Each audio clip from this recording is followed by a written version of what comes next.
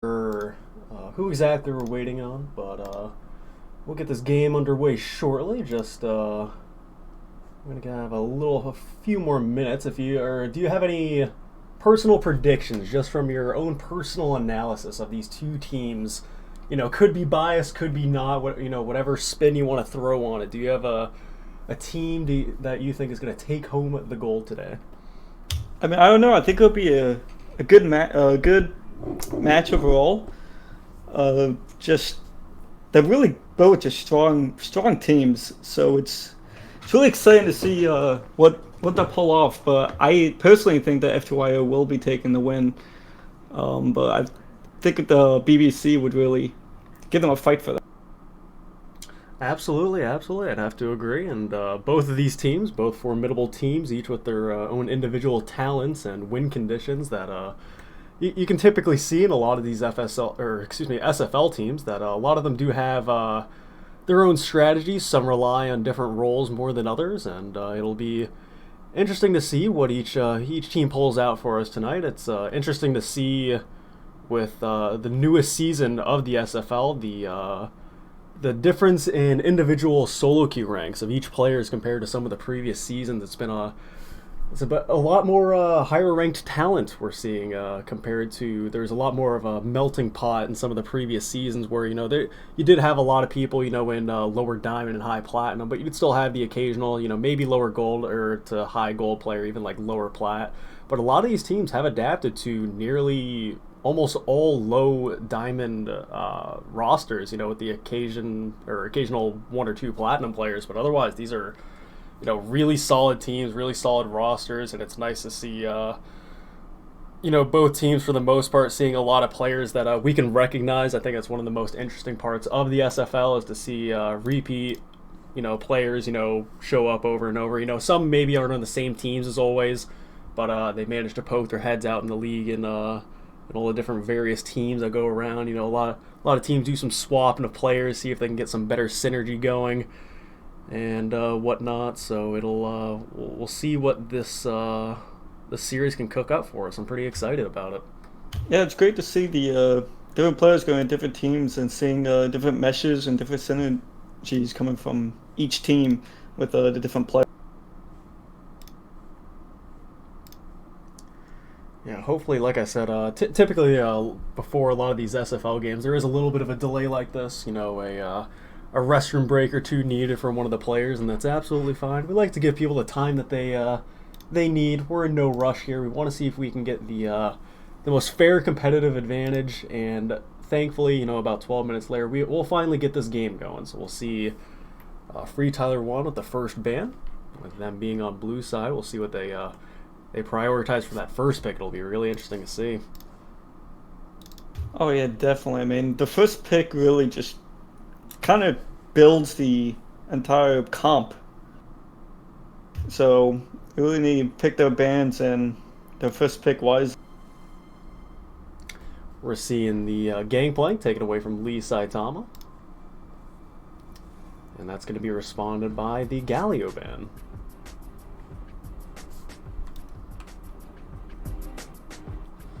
See what else that Free Tyler 1 is looking to fear here. I think one of the other things that's so nice about the SFL, I mean, when you're going into solo queue and a lot of these just, whether it's normals or whatever, you're seeing a lot of the huge power picks banned out, just a lot of the, you just think of really obnoxious champions, you think of the Irelia, the Akali, Aatrox, and all the different champions that have such high ban rates. But when it comes to the SFL, a lot of these teams will do their individual research on all the different players and the rosters available to them, and using that information. For an example, even with Draven still being a pretty high priority pick and ban in the current meta, someone like Josh is pretty well versed on his Draven. It's something that you can target some of these specific players, and a lot of these players in the SFL, they have some of their signature champions, and it leads up to a bit more of variation in if you have to take away something that is maybe a little less popular to just take out one player and that might be able to get a power pick through. That's just a strong champion in the meta that would it doesn't really matter even a lot of times where they flex the pick. It's just such a strong champion. Champions like Lucian, you can send an 80 carry or mid lane. Irelia obviously can go in the top or mid lane, so it's these stronger champions that we have to see, what gets through and what doesn't, and who's gonna get hurt. That's a perfect example right there is Mephit's Thresh. Yeah, his Thresh, what I've seen, is amazing, but Thresh is also just a really good support in general right now. But so taking that away is really good ban off of B. Yeah, and for very hyper carry, 80 carries such as Josh to be able to pick up Lucian on that first pick, that's really gonna potentially lead BB Clocks to sweat a little bit to see what they can bring to match that. If I know Gandhi Donut well enough, I haven't kept up with him in his recent play, but the guy loves his Kai'Sa. There's no doubt about that, and I think it's probably one of the only marksman champions that is able to keep up with such a powerhouse as Lucian. Yes, and Kai'Sa is still up to be grabbed, so I'll be surprised if they don't pick it in this first pick phase. If they don't, they're probably gonna ban out the EDCs. Really put Josh.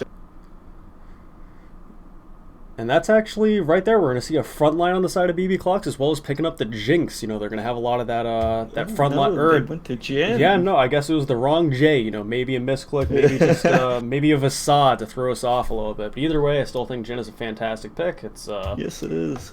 Very, very reliable. You can with the amount of movement speed that Fleet Footwork allows them to have with Hail of Blades falling out of meta. It's just to be able to run away from something like this Trundle and to maybe even start and engage with the Sejuani ult, following up with a Curtain Call from the Jhin. You have a lot of different variations, root with W. But on the side of Free Tyler 1, we're going to see both the Trundle picked up to lower the resistances of that very scary frontline Sejuani, and then also Camille being picked up potentially for MH Life. And it is, look at that. Good engage with the Camille and Trundle to get rid of the resistances from Sejuani. Really will allow Lucian to do just more damage. And there is the power pick of the Aatrox there. We'll have to see where they're going to flex that to, and where they think that's going to benefit them the most, but still just a very scary pick to have in general, despite where it's going. But otherwise, we're going to see support bans on the side of BB Clocks against Free Tyler 1, seeing if they can eliminate that. Lucian Thresh and Lucian Braum are probably two of the strongest and most reliable bot lane duos to pick with that Lucian, so the fact that BB Clocks have just completely taken it off the table, they don't want to deal with it. And on the alternate side, they took away the Morgana and the Nami from thereby also.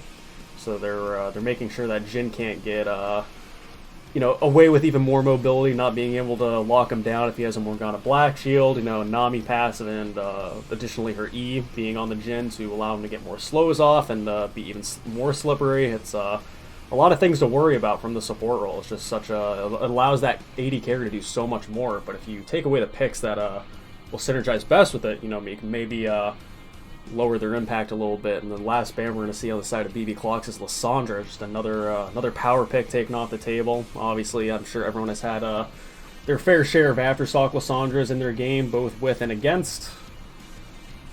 And the last ban on the side of Free Tyler 1 is going to be the Swain, taken away.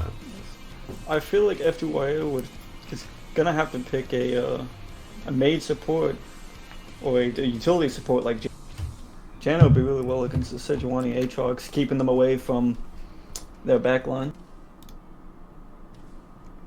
Yeah, we'll have to see what style they opt for, if they plan to look for a support that can make a bit more plays, kind of like the Leona that BB Clocks are picking up. That's a champion that's just going forward, making plays, and you're absolutely right. Free Tyler 1 says we're going to go for the more peel. We're going to allow Josh, we're going to give him some of the utility he needs to potentially carry us here. But maybe instead of that Janna, they're going to hold off a little bit and maybe, they're going to tease us a little bit. They might see if they can show the mid lane pick, but it looks like they're going to lock in the Alistar. They're going to think about the mid lane pick a bit more if they want to go with Brandon's Twisted Fate, if they want to go with something like the Zillion to just be a utility bot, in the mid lane. But, they got about 10 more seconds to make up their mind. They've got a lot of choices here. They could go a lot of different ways. So it's good that they're taking every second they can to contemplate their options. And in the end, it's going to be a Mordekaiser. Mordekaiser, okay. Okay, so I'm gonna have to wait until we see where everything's swapped around because I don't want to attempt to predict anything without once I see a Mordekaiser picked, I can't. You could have the weirdest composition. You could have this Alistar Mordekaiser bot lane with a Lucian top or a Lucian mid. Like they could do some weird stuff here. But on the side of BB Clocks, they say we'll pick up Victor since we'll go with the more traditional composition here. Not something that's not gonna completely go off the trail of normality. With the Jhin Leona in the bot lane, there is it's a lot of burst. Certainly, if Leona can actually crowd control the right targets, that being the mostly the Lucian and the Camille, I think Mordekaiser can safely be maneuvered around and something bad happened. I assume maybe the Mordekaiser pick wasn't intentional. I feel like it wasn't. Yeah, no, I thought maybe they were doing some super high IQ strategy here, knowing Free Tyler won, and they're. I feel like it was a client glitch. They allow him to pick a champion, or they just a guy didn't have the champion we wanted. Yeah, we'll have to see him a little bit in the dark here, considering in 2019 it is a little bit hard for Riot to get the concept of a chat box down. I know it's you need a lot more dev time behind the issue. You need a lot more just developers in general to. It's just not enough, the amount of income coming from $150 prestige skins coming into Riot Games to hire people that can just, create the most basic of functions in a client. So, that being said, hopefully we can see someone rejoin sooner rather than later. I'd like to get this game on the road. I'm sure many others are feeling the same way. Otherwise, from what you saw in those compositions, though, is there anything to add? Any thoughts that you had there from besides the Mordekaiser, or maybe that wasn't even the accidental pick for all we know? But is there anything that maybe stood out to you? I don't remember the champions were picked, to be honest. I'm gonna be honest here, but I did like the Alistar into the Leona and the Jhin. All Alistar has to do in that lane is just kind of play up and play aggressive to make sure that the Leona won't have a in onto their Lucian. But if he doesn't play it right, then that Leona and Jhin will dominate the lane.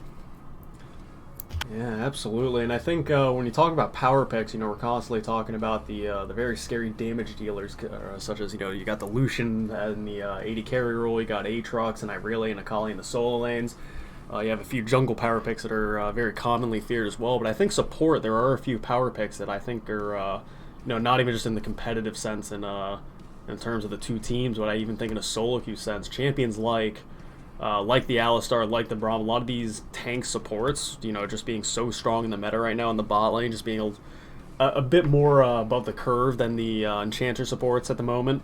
I think it's pretty valuable to take Alistar off the table. I think he is just such an insane, valuable asset at all stages of the game, whether early or late. It's a very reliable champion. Aftershock makes him just such a threat in the 2v2. He's able to just dish out so much damage without even having any offensive stats at all. And Leona's kind of the same deal. It's just these Aftershock abusers getting in the 80 carries' faces and setting up these plays. Okay, so what is happening? They're going to pick the same champions and bans up onto the Mordekaiser pick and the Vic. As far as I can understand, maybe they might spell something out with the bans. We've seen that from a few teams, with the abbreviations of the first letter of champions. Maybe we'll see something, maybe not. BB Clocks so far have an alphabetical theme going. We got the Ari Bard. Oh, hey. Let's see what they do. Oh, they juked ABA. I can't think of a word that starts with ABA, so I'm not going to delve too far into that one. But otherwise, these picks are going to go by pretty fast. Really interested to see what Free Tyler 1's last pick is going to be, since they have this cliffhanger on us. God knows what that was meant to be. And it looks like it was meant to be that Twisted Fate for Brandon after all. So yeah, that's what it looks like it's being.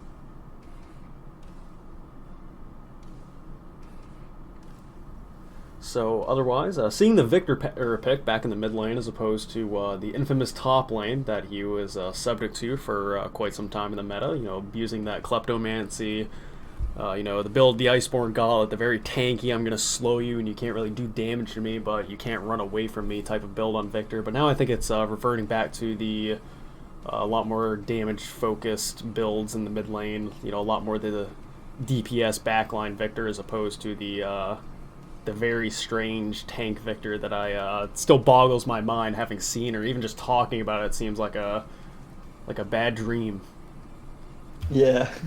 Like it's it's just some of these champions, especially the past couple of metas with the introduction of keystones and whatnot, with some of these picks that come into the meta unintentionally just because they abuse things that aren't really meant to be even just built or used on the champion. And I think it's not the healthiest mentality to have for your game design, but to each their own. But otherwise, now we can see all 10 picks for this game.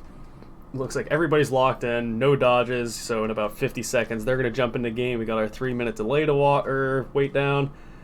But otherwise, I'll be really interested to see what Brandon can do with the Twisted Fate. It's really interesting to see that pick in the mid lane, to see what they can do around the map. Obviously, it's not... Victor, you can afford to... It's a lot more expected for you to sit in that mid lane, sit under your turret, farm minions, and kind of wait for yourself to get your hex core and get your core items.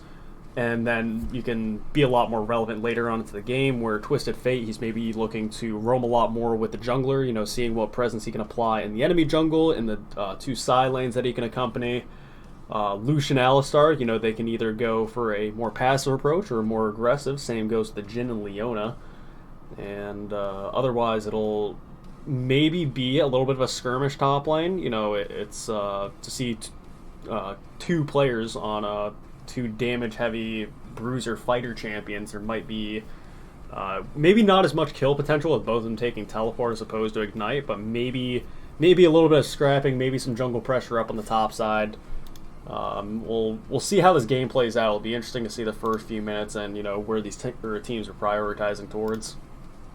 Well, yeah, FTYO is definitely going to have to be playing the mid game and early game perfectly, because if they do kind of wait too long to get to the late game. But BBC definitely has the better late game composition and could probably take it back if they stay ahead or even a little bit behind or just straight up. Yeah, I agree, because I think BB Clocks, as you said, with having a lot better of a late game composition, or even not late game, but just maybe a few more items to wait for their power spikes as opposed to the champions on Free Tyler 1. Free Tyler 1, their champions are wanting to get their lead as fast as possible, rush the game as fast as possible, and just close it out as soon as they can. And on the side of BB Clocks, they say we need to slow down the pace of the game. We need to let Victor get his hex core. We need to let Jhin, get attack speed so we can get that movement speed, have his mobility to be a very slippery, DPS. Leona and Sejuani, are just going to be the frontline tanks. They really don't need anything to be relevant. Obviously, having health and CDR is pretty much the only thing they're going to look to have. Maybe having some sort of utility items like the Knight's Vow that could either go on Jhin or Victor. It could even go on the Aatrox, depending on how you want that interaction to work. Nico's Crucible will also be really good on the Leona for the Twisted Fate that they put. Absolutely. So it'd be really interesting to see what they build against their comp.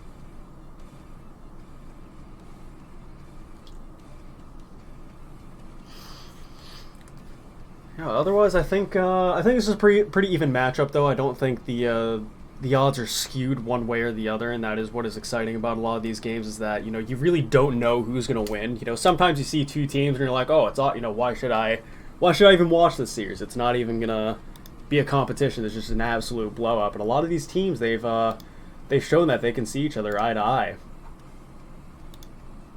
Yes, it all just kind of goes down to the composition and how they play around what they have made. And if they could really just play around that, then it's anyone's game.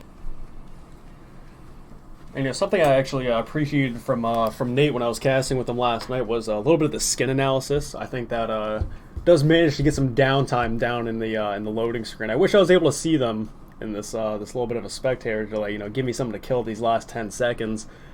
But I think skins to I think there's a few players that, or I'd say just about every player, if you have a champion that you you consider one of your mains or just one of your signature champions, I think some players will find that they have a signature skin to go along with it. Maybe if it's one of the more rare, obscure skins, they can find themselves identifying with that skin.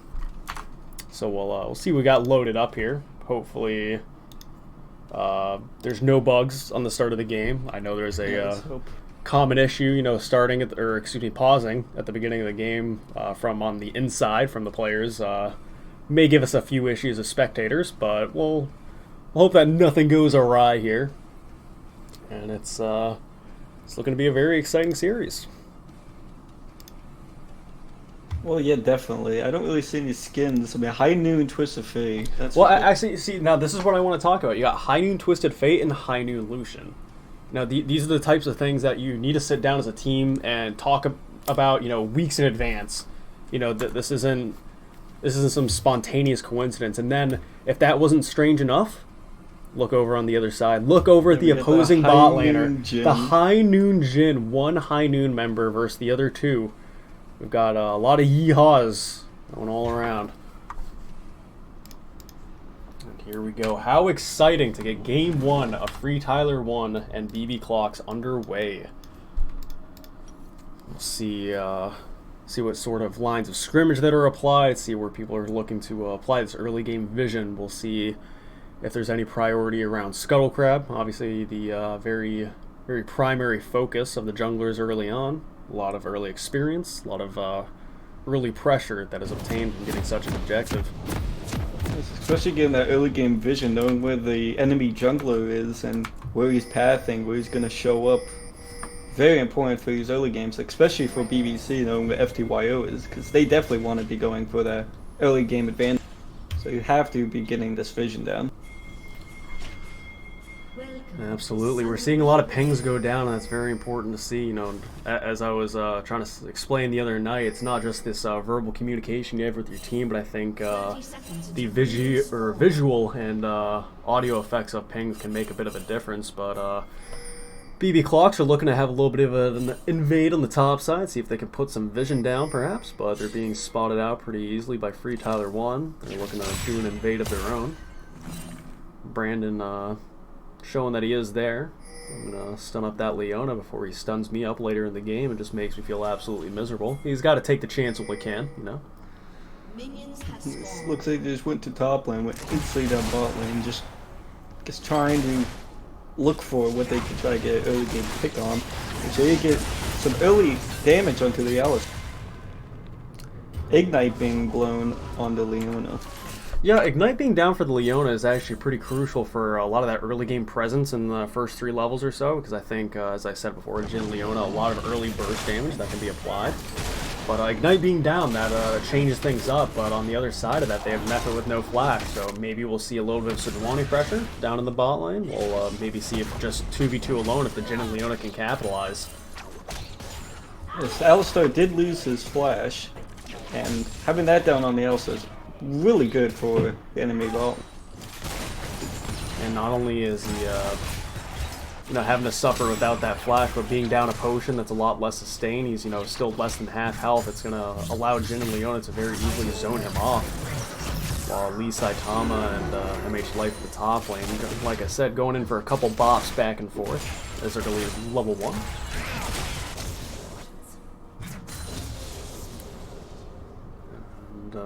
Otherwise, it's a little quiet. We see both junglers just focusing on their camps. There's going to be no level 2 cheesing going on, which is pretty respectable. Method, Hex flashing forward, showing he has no fear with his Summoner Spells down. He's still going to make that presence, be the superior Aftershock abuser in the bot lane. Otherwise, seeing CS is still pretty even all across the board. Victor's down a few CS, but he's letting the wave come to him a little bit. Brandon looking very low, almost less than half health, with Victor having the corrupting, yeah, he has corrupting pot. It's a little hard to see on my screen, but both mid laners having corrupting pot. They're gonna have plenty of sustain for themselves. And Sejuani showing some pressure in the mid lane as well. But Brandon's just gonna safely go to the bottom side of that river. Both teams just kind of playing this early game safe, not trying to take too much. Yeah, Josh and Method are definitely applying pressure and definitely have the lane advantage. They don't really have much kill potential at the wave being under their tower. Maybe if they get it to reset more in the middle, if they actually look to keep the wave there and maybe make a pick happen, kind of like the Sejuani is in the mid lane. Really looking at this Twisted Fate. Stun's going to really go down wants on to try to get something off this flash maybe, but you know, Trundle's right here. Yeah, Trundle's here at the Twisted Fate, but Brandon's going to get knocked up. A flash forward from Licensed Rider is just not going to be enough to make a kill happen, so we're seeing some Summoner Spells burn. Both of them actually inside of Free Tyler 1 on Brandon, but not too much coming out of it. We're still going to have to wait a little bit before seeing a First Blood go down.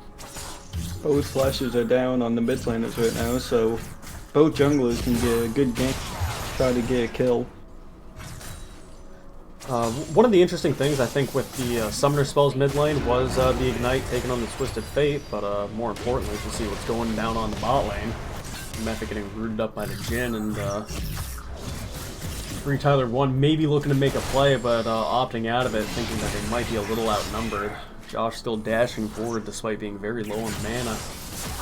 But Twisted Fate taking Ignite, I think, especially for something like both Victor, Leona, Sejuani, I think it would behoove of him to take something along the lines of Cleanse to get out of that sticky situation, to always have not a undo button, but a little bit of a safety button to get him away from a lot of that crowd control. But when I had I talked to Brandon before about I think there was another situation where I should have taken Cleanse. I think I had messaged him about it. I was like, hey, why didn't you take Cleanse this game? I think it would have been, just very obvious. It would have been the better choice here over Ignite. And I believe his response about 5 seconds later upon reading that was, "I'm not a bitch."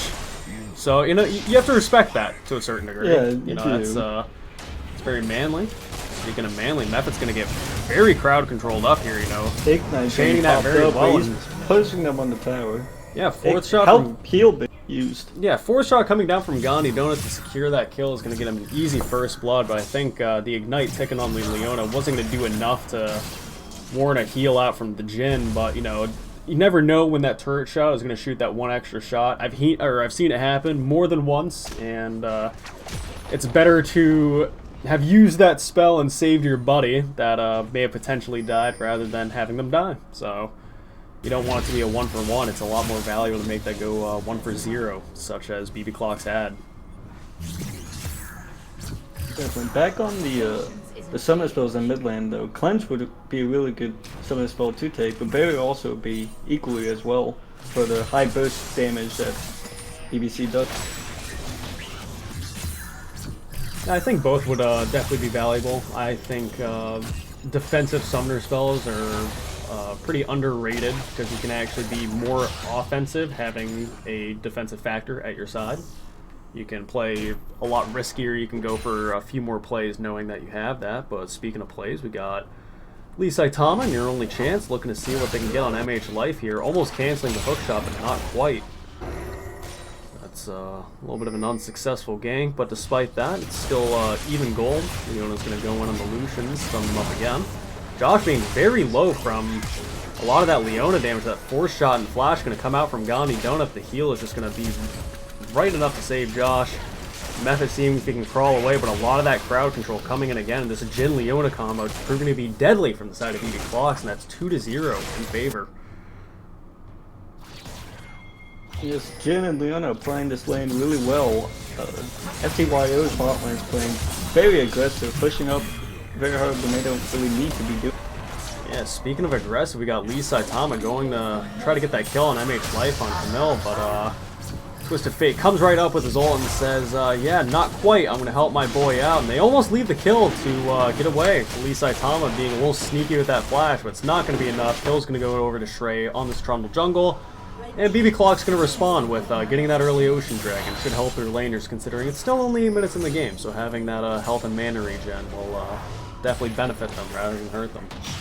That was a really good respawn on the side of BBC, seeing that 3 of them were up in the top side.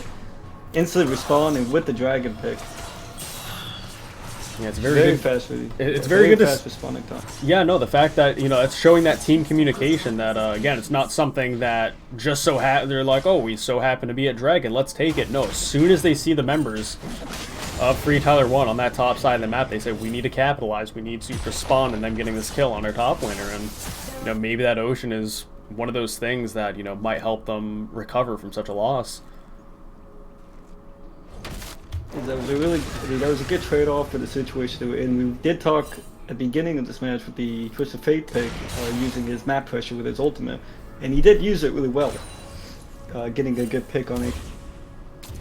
X flash from Mephic coming over the wall to see if they can get anything with Stray, but gonna get spotted out by the Jin Trap on the Tri-Brush there. Otherwise, still a little bit of a stalemate in the mid lane. Brandon doing a good job to apply the pressure. Leona going in on the Alistar, being stunned out by the Sejuani as well, and it is not Mephic's game. So much of this crowd control just keeping him stunned up for so long, he's just unable to do anything. And this Jin is 3-0 now. Very, very scary. You're going to be able to finish that Stormrazor so quickly. Massive, yeah, that's massive for the Jin. Alternatively, because he does have that 3-0 though, that 600 gold bounty, if someone like Josh or Brandon was to pick that up, that just could completely swing that gold lead into the side of Free Tyler 1 instead. So Gandhi Donut just has to make sure he can play carefully, position well, you know, keep that lead going that he's obtained, be able to see if he can make the impact that he can, getting that gold from his team. See both mid laners being stunned up. A good flash from the Sejuani is going to be not enough to get the kill on Brandon. Maybe one more tick from the Victoral is going to do it, but not quite. Licenseless is going to take one turret shot, and Trey, ultimate Sejuani, is going to run at them. So very tanky. It's just not going to be enough. Brandon too low on health to be able to do anything about it. Moby's Leona coming in, though. Stunned the Trey is right under tower. Going to be stunned up under tower by the Twisted Fate as well. And Ignite down on the Sejuani. One more tower shot is going to be a kill over to Brandon on Twisted Fate. So a 1-for-1 there. It's a little bit of an awkward trade, but we see on the bot side as well, Mephic going on a Gandhi Donut, knowing he's alone for Leona mid lane, stunned up by the Alistar. Bang! Ignite going down. Josh dashing in, and the Q is going to be enough to finish him off. There's that 600 gold that we talked about going over to Josh. So putting Lucian ahead in gold now. Yeah, no, out of all champions that have a gold lead, it's certainly not one you want to see get that early Blade of the Ruin King, especially versus something like the Sejuani and Aatrox that you're going to see a lot of help from. But meanwhile, even though Victor's down in the bot lane, Brandon says, I'm right here too, and turning the tides of what may have turned a little sour there. 4-4 with Free Tyler 1 having the gold advantage.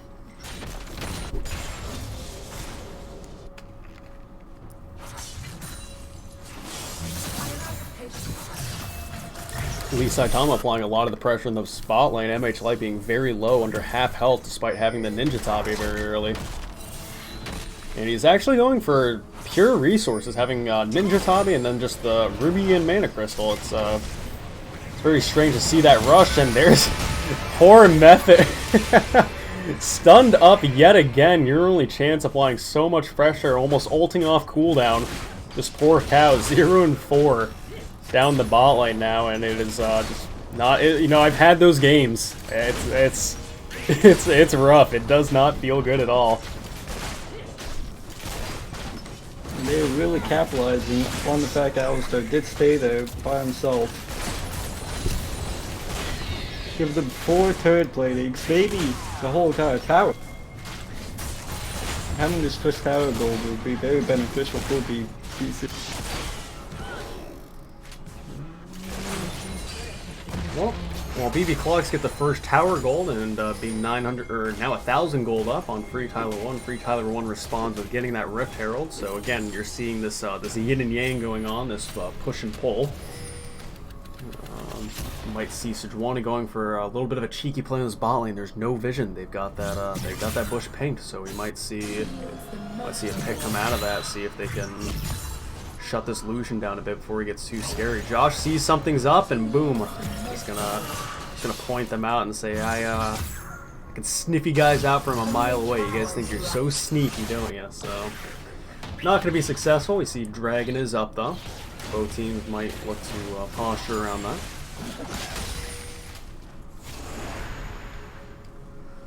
Otherwise, I'm glad we're seeing a pretty even game so far. It's definitely one that can still go either way. We got both of the carries of Free Tyler 1 set up to continue ramping up and getting their items. 3-1 on Gandhi Donut on the Gen still. It's still very significant. Aatrox and Victor both doing very well in the CS department. We'll see what towers are gonna go down though with turret plating falling. A lot of that pressure. Leona being so very aggressive with these roams and Moby boots and trying to consistently ult who she can is very fantastic to see. Rushing down to the bot lane as well to see if they can potentially punish the Lucian for overextending. And there's Mephit stunned up yet again by the Sejuani ultimate root from the Jhin coming down, but Brandon coming in the Twisted Fatal and a teleport coming in as well. Gandhi Donut's going to fall to Mephit. MH Life coming in on the side. Lee Saitama ulted in, but Sejuani's going to fall as well. MH Life is ulting Lee Saitama, who can't really get out.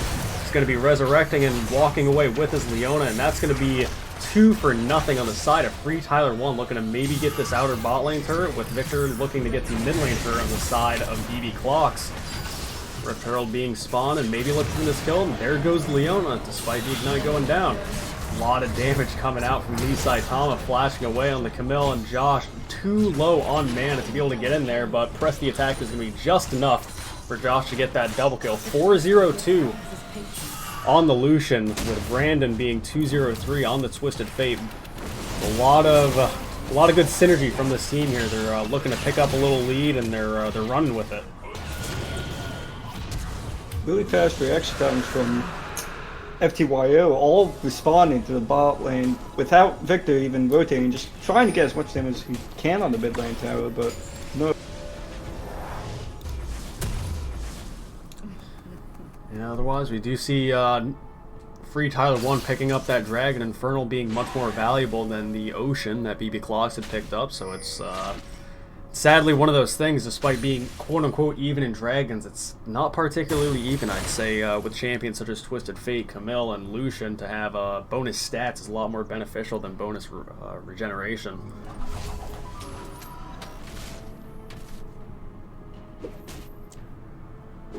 See the Jhin heading back. We'll see what he has gold to buy with. He's quite a bit down on CS, or 128 on this Lucian, while the Jhin is still at that at 89, trying to get to that triple-digit point. So we see a little bit of a difference there.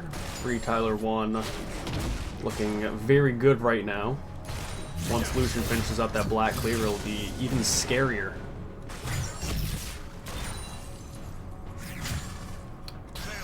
Seeing 4 members of BB Clocks on the top side of the map, but Lee Saitama being chunked out by this Lucian, who already has his Bladed Ruin King and Phage. Instead, they're just going to clear out some of this vision, maybe go for this outer turret. Josh is going to try to burn his ult to see what minions he can get out of the way. Leona taking a lot of damage from turret. He'll not realize that he's being taken. Oh, geez, and Josh is actually going to pick up a kill with the Ardent Blaze, and that's going to be 5 kills, 850 gold bounty on this Lucian. It's very, for BB Clocks to be able to shut down Lucian, and I think it is very possible with the Sejuani, with the Jhin, or with the Jhin and Leona to, so much crowd control to set up killing him. I think whoever cashes in on that, it's going to, be one of their main win conditions. If that's one of the things they're going to have to focus on if they want to try to get back in this game and take the momentum away from Free Tyler 1. It's also with that 600 gold and the Twist of Fate.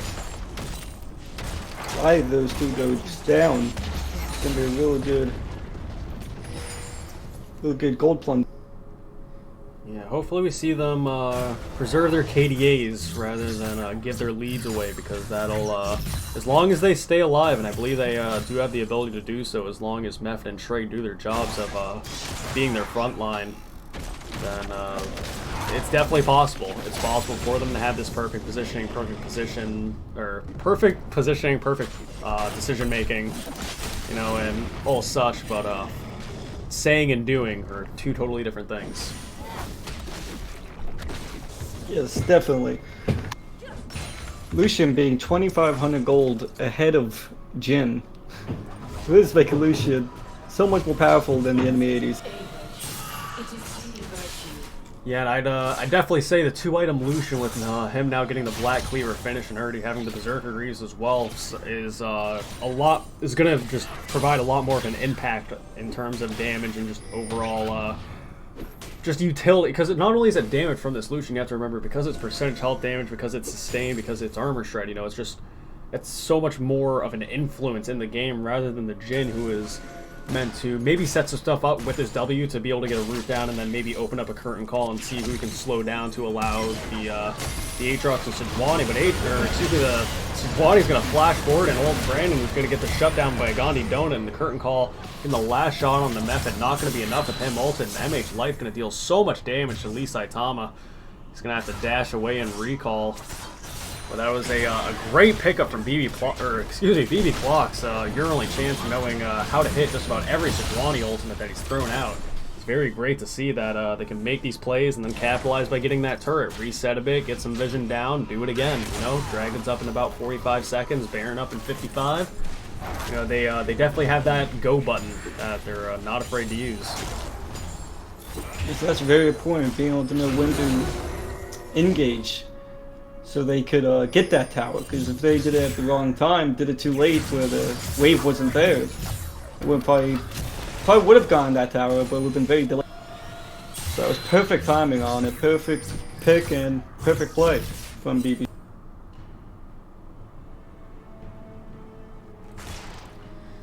Yeah, hopefully we'll see what dragon this will be for us. A little hard to check. Yeah, no, Tab isn't gonna reveal anything for me, sadly, but it's we'll see what element that they can either team that can pick up. Thereby also looking at Brandon and see if he can make a pick. Brandon's actually alone up top, you know, with Sejuani being there as well. That could have been a very easy pick, and Leona having both ult and ignite. But they just don't have the vision. They don't have the knowledge to go for a play like that. They don't know who's there, if they're going to get turned on. Shrey already starting that dragon, though. Seeing him pretty secure, being surrounded by the Camille and the Alistar, but BB Clocks figure out what's going on. Lucian's going to be stunned up by Leona, though, going to be quickly saved by this Alistar. Brandon going to be teleporting in, stunning up the Victor. Calling is going to come out from the Lucian. License's Rider being very low on the side, and MH Life going to connect that ultimate, and there goes License's Rider to MH Life. Brandon stunning up Lee Saitama and dashing over the wall. Trey is still going to be falling. Your only chance, MH Life being healed up just what he can with his W. Smite going down to see if they can reduce that damage, get that tick down, or tick over time on the Sejuani. And Josh says, I'll finish him off, flashing over the wall, proving that he is indeed godlike. 12-6 in the favor of Free Tyler 1. With a massive 3,000 gold lead on the side of FTYO. Playing this early mid game really perfectly.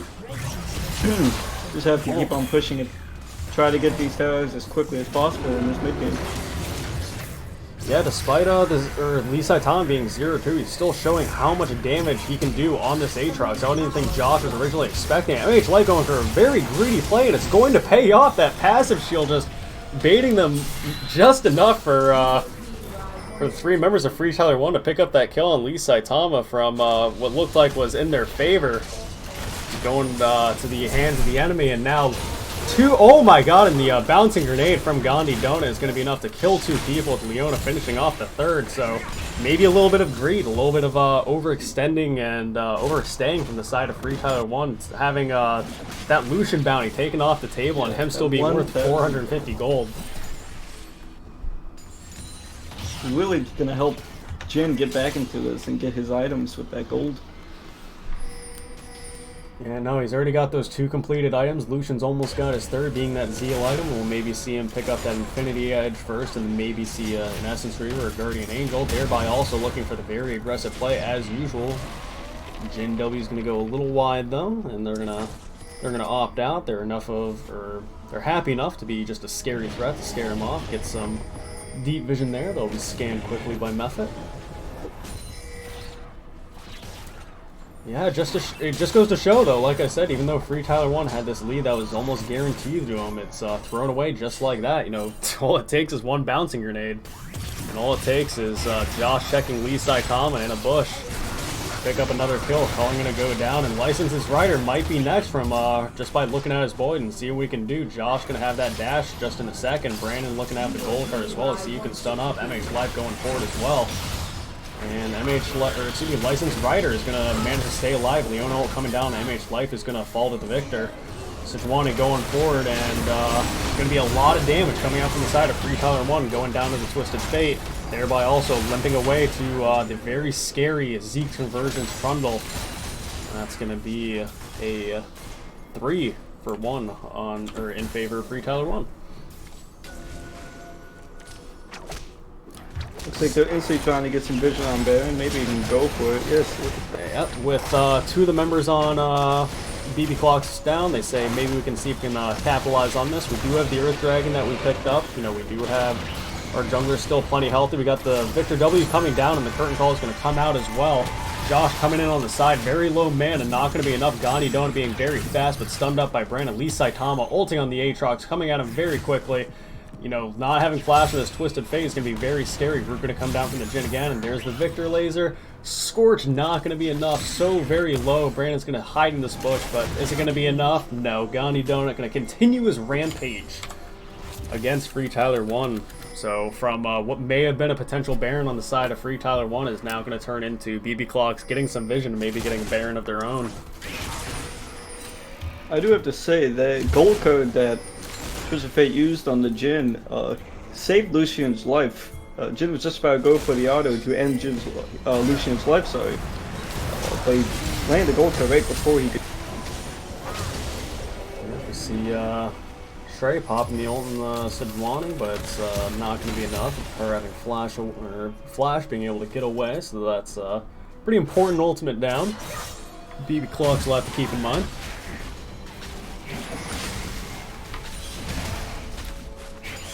Otherwise, a lot of the carries on both sides. You know, 7-2-3 on the Jhin, 9-1-5 on the Lucian. You know, both of these 80 carries are, you know, so very set up to carry the game for each of their teams. So we'll see which one can be brought out. Right now, we're seeing just about a 2K gold lead in the favor of Free Tyler 1 with 1 tower and 1 dragon having that advantage as well. There is do see pings coming down from the side of BB Clocks as Free Tyler 1 starts to Baron, though, so they may be conscious of them doing this, thereby also trying to get what vision you can as Free Tyler 1 backs off of it. It's great to see that we're 25 minutes in the game, but it's still anyone's game. Both teams can still win, both roughly even, 1 turret down for BBC and only 2K gold behind. But can still win these fights if they play correctly. Victor doing a massive amount of damage, Jhin having now 3 items. Wow, flash from the Leona, and a beautiful Leona coming down to shut down on the side, or excuse me, double kill for Gandhi Donut from that setup from thereby also beautiful flash into the Leona. It was just one of the most fantastic engages we may have ever seen. That was just such a game-changing play. And from having 2K gold advantage over BB Clocks, that turns into an even gold with 1 tower being in favor and an inhib down mid lane. It's amazing how fast a game gets changed like that. Like I said, he plays his game. They showed it. They did. Leona with that amazing engaged Jhin with his 3 items, doing massive amount of damage onto the Lucian and the Alistar. Now going for the Baron. Yeah, I think major credit really needs to be given to thereby also. That was just again, he was almost alone for the good start of that play. For him to have the cojones to pull off a play like that is just fantastic to see. They were not going to be able to get the Baron off that. They did their best to apply some vision, but it's going to be cleared out by Free Tyler 1. So we'll see what they can do. Like you had mentioned, the Jhin finishing the 3 items is fantastic. Him having that 60% critical strike chance, Twisted Fatal going down. I'd like to go as far to say that the 3-item Jhin spike is probably stronger than 3-item Lucian, because that rapid fire cannon isn't going to be extremely beneficial until the Lucian finishes his own Infinity Edge. But a fight might be going down here, thereby also stunning up Trundle on this Baron. Baron is at 2K health, and Method on the 3 members, I should say, BB Clocks, but going to be going down. Free Tyler 1 is going to be able to take this Baron, thereby also being very low, but stunning up who he can. Licensed Rider being low himself, flashing over the pillar, but it's not going to be enough. Lee Saitama is going to be limping away as well, and that's going to be 5 members of BB Clocks down, or Baron going over to the side of Free Tyler 1, and 2 super minions coming down the mid lane. We'll see, can BB Clocks actually hold off this next siege? Can they actually redeem themselves from this play? Now with the Baron enhanced minions, they're going to be going for the top lane. Probably go for the inhibitor.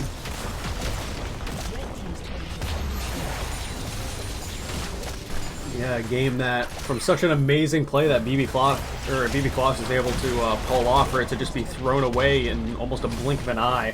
It's just so very heartbreaking. Free Tyler won, even though they picked up 5 kills in that Baron. They were able to pick up 2 towers, but not quite that top inhib. So that might be the saving grace for BB Clox, not having to worry about the super minions in the top lane.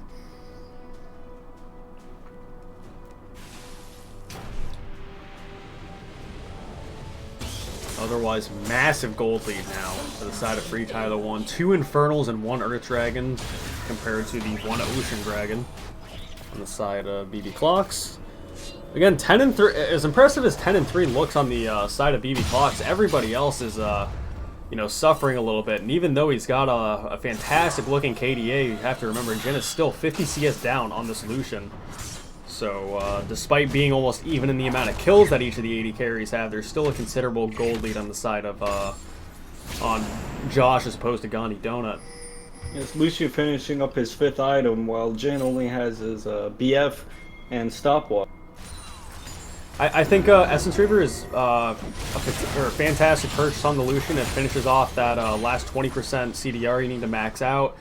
You know, having dash up so much more often, having a lot of mana regen, having the Essence Reaver passive if you actually start the fight open with the calling, and just looking at an 80 carry getting half health from just 1 Lucian dash just shows how very strong he is.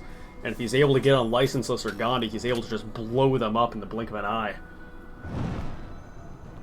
Destiny's going to be popped from the Twisted Fate is up in the top lane, while MH Life are doing a perfect 1-3-1 here on the side of Free Tyler 1. They're going to be able to pick up that bot lane tower and possibly its mid lane tower as well. And that's going to go down.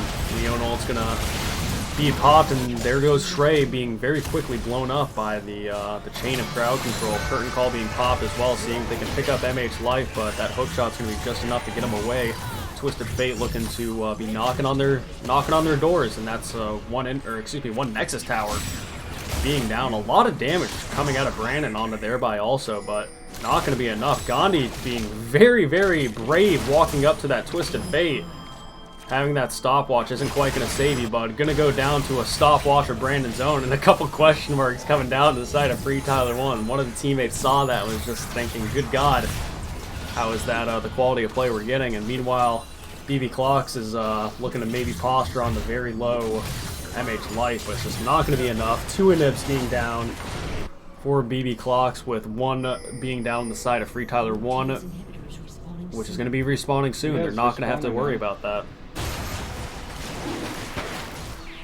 There's no more super minions going down mid lane, so they could easily just push in, get that last mid inhib, and then look for the game.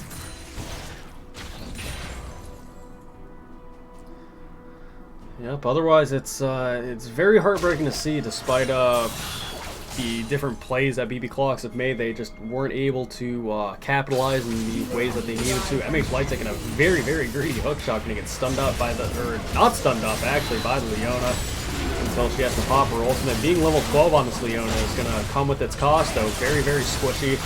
Brandon's actually going to be stunned up by the Sejuani ult and the Victor stun as well, but half health is going to go down from Licenses Prior just from the 1 gold card.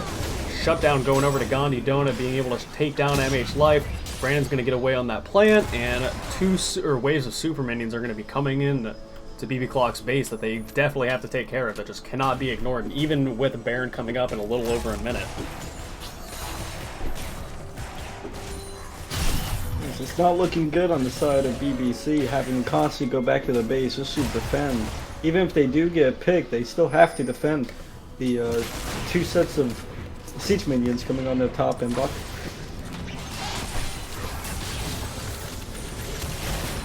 Yeah, it's a lot of minions to deal with. It's a lot of pressure. Josh with the double auto is able to take out a good chunk of that last inhib. If they do manage to get that 3rd inhib, that will be the double super minion waves that can be spawned for them, that can allow them to do anything they want on the map. They can charge in if they want. They have a lot of options. But otherwise, Sejuani is going to be showing her face, wondering if engaging is the right call or not. Well, Brandon holds the gold card just in case she does. MH Life running from base might be a little greedy for them to do anything too crazy. We'll see if BB Clock can actually notice that Free Tyler 1 is indeed missing a member and that they are not quite there yet. Still just playing the siege game perfectly, just trying to get this inhib as low as possible. Meanwhile, Stray is going to get stunned up by the Sejuani ultimate again, going very low to Gandhi Donut. Mepha going to be able to knock up 2 members, but Brandon is going to come in with the crowd control of the very scary Twisted Fate damage. MH Life's going to flash forward and your only chance to finish him down. It's going to be, oh my god, so much damage from every member of Free Tyler 1. The flash from Gandhi Donut, despite how speedy he is actually going to manage to get away, preserve that KDA, but they're not done with the hunt. And Brandon says, I'm so bloodthirsty with MH Life. Being able to slow with that W, a little bit more movement speed from Gandhi Donut, while Josh and Method are just looking at Lee Saitama. Lee Saitama just doesn't have the heart to even defend his base. Gold card coming down, the stun is actually going to hit from MH Life. And there goes BB Clocks, the first game going over to Free Tyler 1, 26-17. That was a great game. About 25 minutes in, it was still anyone's game. BBC making a great play in the mid lane, but they have to.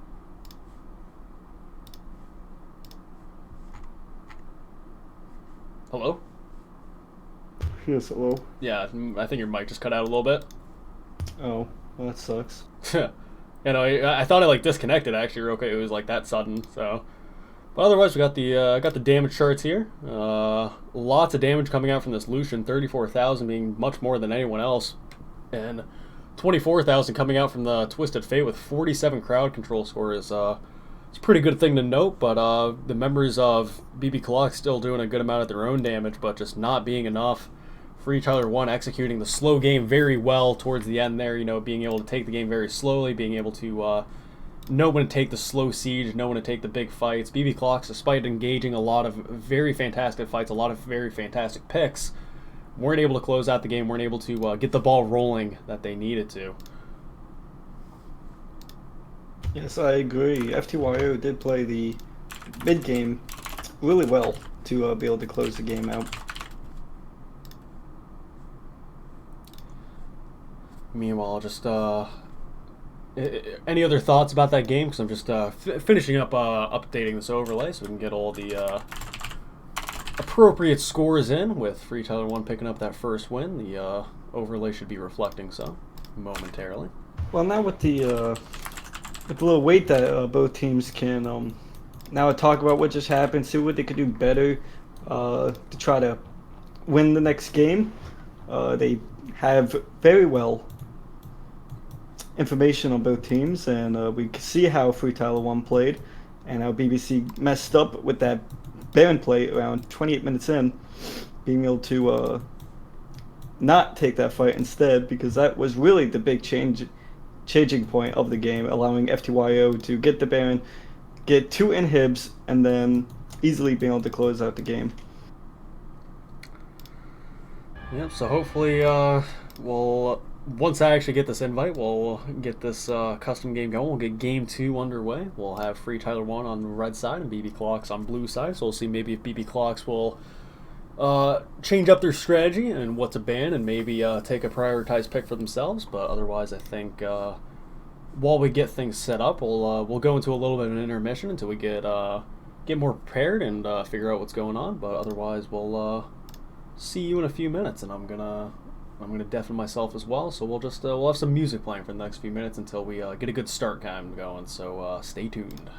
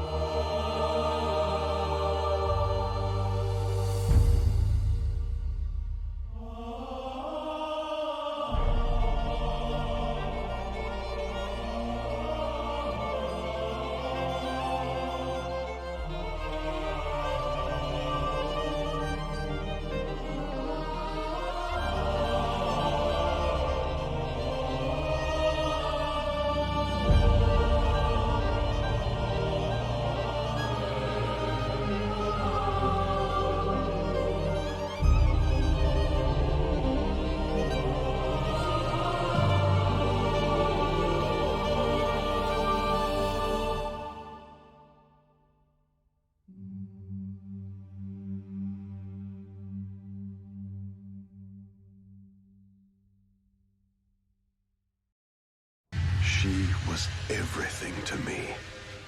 But they took her. And with her, they took my kindness and my mercy.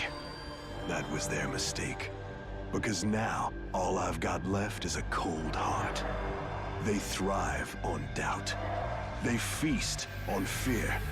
These wretched abominations blight this world, and every last one of them will perish by my hand.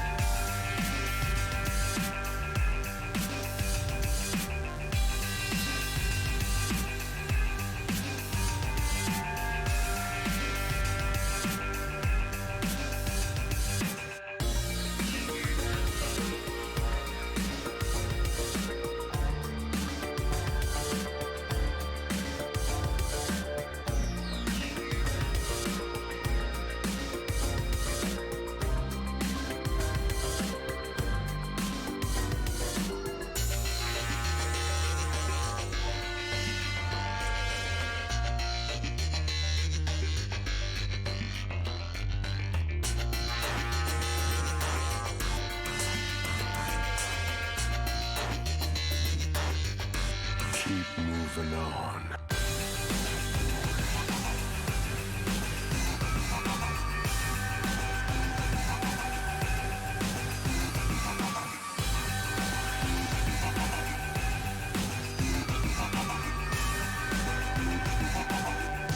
Keep moving on.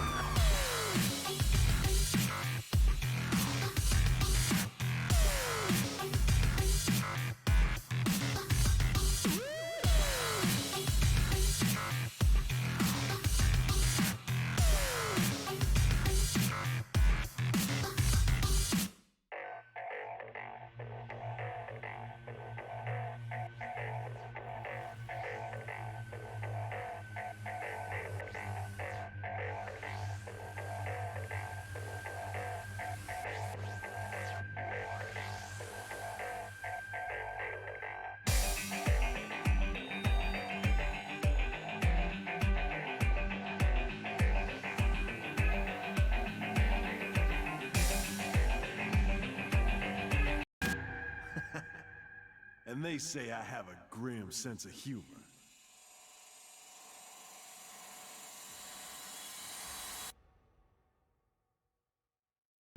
And welcome back into Game 2 of BB Clocks vs. Free Tyler 1. Already underway with 3 bands down. So after that first game, how are you feeling, Trevor? What do you think this next game we should be expecting? I'm expecting Free Tyler 1 to be able to take another game for this series and close it out, but BBC really surprised me last game and really showing that they are a force to be reckoned. Absolutely. I think we're seeing a lot of the same bands, though. We're seeing the Morgana taken away. We're seeing the Gangplank away from Lee Saitama. We're seeing, a Galio pick taken away, just because, it's such a very annoying champion to deal with. We're seeing, despite Method dying, what was it, I believe 5 times in the span of, about 15 minutes, they still didn't want to deal with the amount of presence he could create on that Alistar, and then taking Poppy away as well. And just like that, as well as thereby also making his own presence on support, taking his Leona away. So we'll see what both supports opt for this game this time around. Yes, Thresh is now open for Method though, so be really exciting to see him pick that up. We'll see the Camille locked in first on the side of BB Clocks, taking that away. I think both Free Tyler 1 and BB Clocks have the players to utilize that Camille pick. And we'll see Zaya for Josh down in the bot lane, or maybe Rakan, so showing that they may opt for that that Zyra Khan bot lane, hopefully picking up second on Shrey just so it's not taken away. But maybe they'll the lot for the Kayn. It'll be interesting to see if they do lock that in, or if they're just gonna pick Xayah for Gandhi Donut for BB Clocks. And that's actually going to be a Kindred on the side of Free Tyler 1.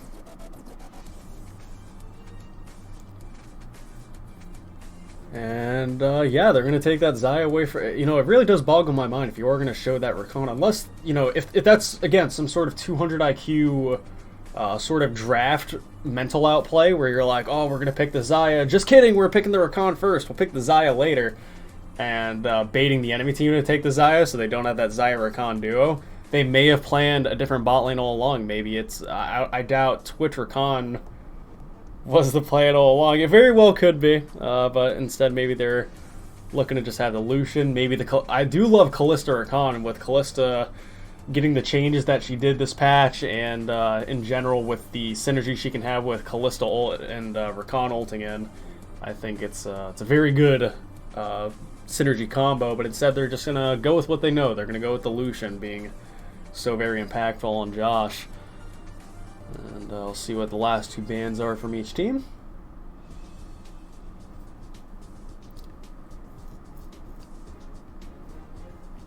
But yeah, I'm really curious to see why they would, again, if the original intention was to go Zyra Khan, why they wouldn't have picked a second for Shrey and just had him trade it. There may have been an issue where one person or another doesn't own a champion to not allow a full swap to go down. Some sort of problems like that happen in the past. Especially for people that don't own every champion. But otherwise, we got Jax and Nami bans. Yeah, the Jax and Nami bans. I think FTYO is just playing some 200 IQ mind games on them just to force Xayah on the enemy team. Yeah, no, really they very well could. If they actually did plan it, props to them. I'll pat them on the back and say, good job, you sure got me. But that for some reason I just don't believe that to be the case. But I'll give it to them if it is. It's up to them if they want to take credit or not. So Josh with a couple seconds left, seeing what they'll pick up in the second phase. It's actually going to be a Yasuo. That's interesting. That's pick. Not something I'd expect, especially versus two very scary champions being Camille and Irelia on the other side. Yasuo is definitely a confident pick, showing that whether it's taken on MH Life or Brandon, that they're pretty confident in the matchup.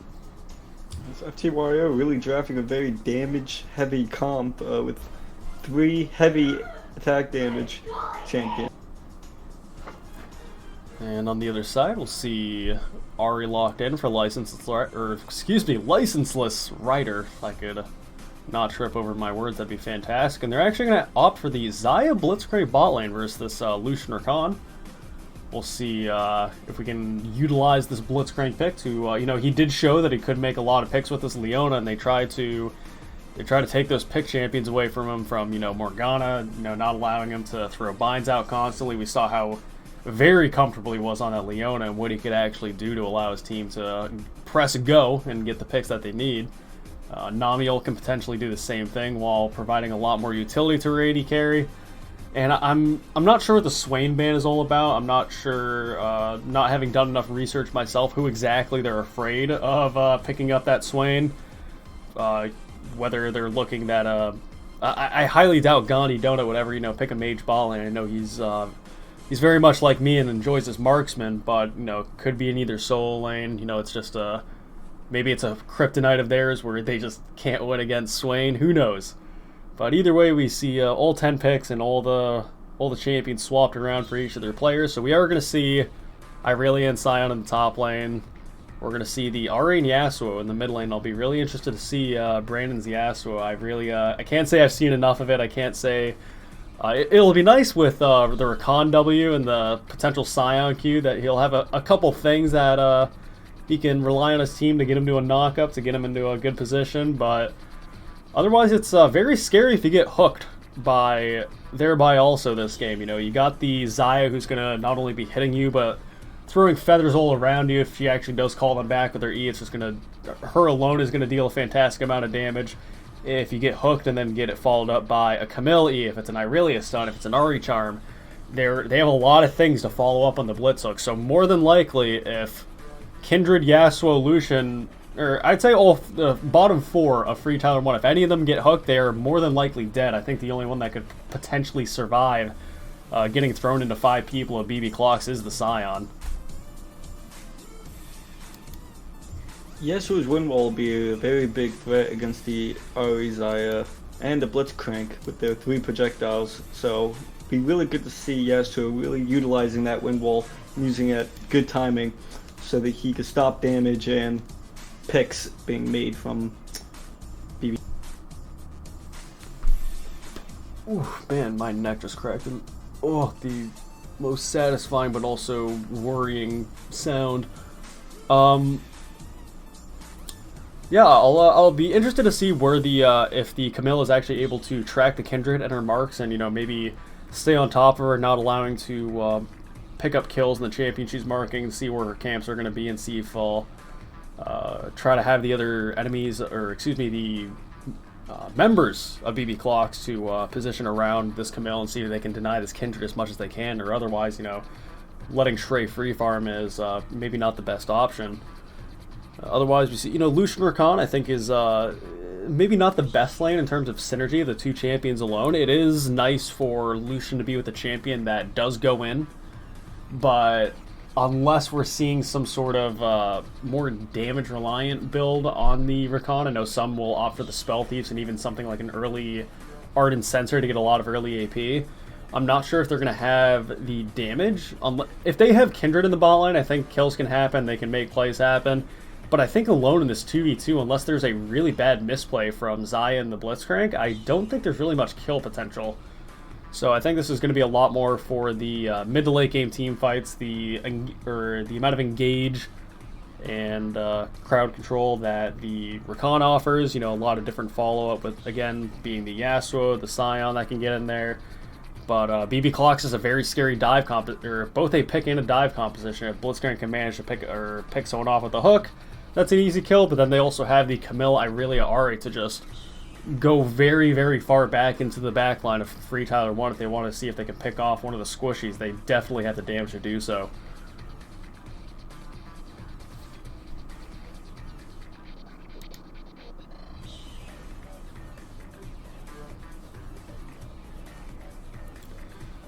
Hopefully, with the timer running out, we'll start loading in the game here. And we saw last game that it did take some time to actually break that first blood. And we'll see if it's a little bit of a more conservative game this game, or maybe we'll get an absolute clown fiesta. Who knows? And that's half the fun. I mean, with FTYO's comp, it looks like it's going to be a clown fiesta, a very damage-heavy comp, so definitely could be excited to see a clown fiesta. Yeah, it certainly wouldn't surprise me. I mean, 2019 League of Legends, it is so very easy to find yourself in a clown fiesta. Just so much going on so often. It's here. I'm just fixing my overlay real quick. Once I get settled, I can actually speak a little bit more about it. But otherwise, I've got high hopes for this game. I really, as always, it doesn't matter what the 2 teams are. I always hope for a game 3. It just makes it more interesting, gives me more to do, I suppose. But as you said, you were potentially expecting that Free Tyler 1 might get their second win of this series, so it's a very real possibility. We'll have to see if they pick that up, maybe get the momentum going, and just take it right out of the hands of BB Clocks. Lee Saitama, though, that is this is very bad for the Irelia. If Free Tyler 1 was looking to get an early lead, first blood on the Lucian's going to do it.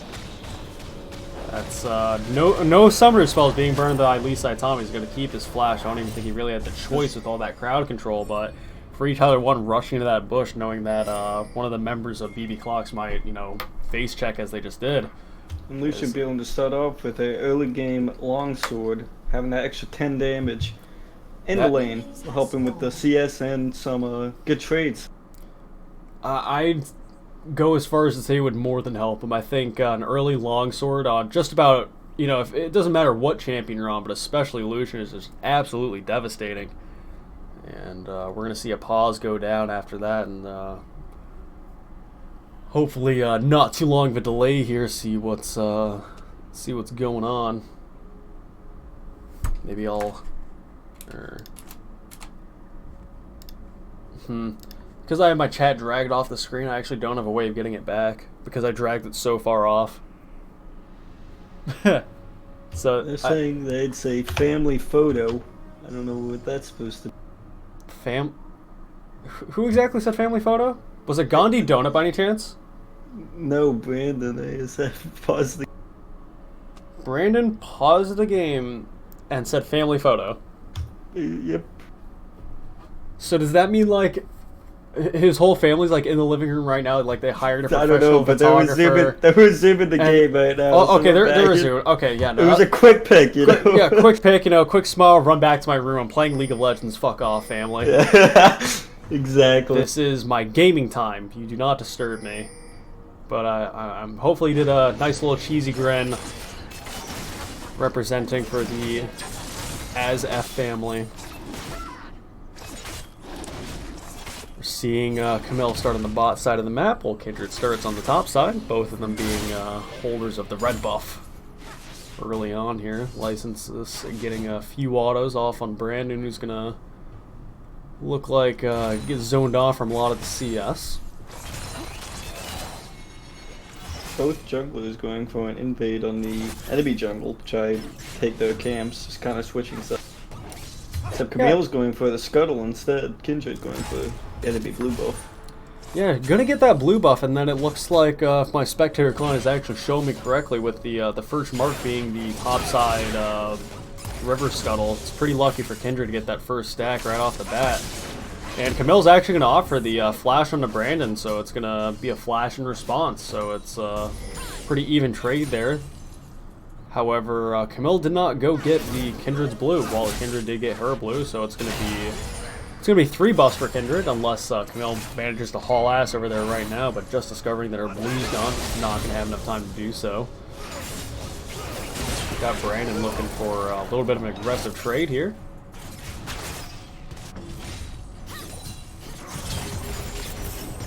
Saitama looking for some aggression of his own, procking the Conqueror, getting MH life to a little below half health, and Mephic going to get very low himself, very low, I might add, but managing to get away. Going to have to pop some potions to keep sustained, and thereby also level 2 already showing that he can hit these hooks, so it might be a little scary for Free Tyler 1 if their important members aren't able to stay in a safe enough position. But Shrey on the top side of the map is going to get Lee Saitama very chunked out, and flashing away from the Camille stun is going to keep him alive just enough. Both him and Sion are going to continue trucking on, but stunned up by the Aurelia. Lee Saitama is actually going to turn it on Shrey.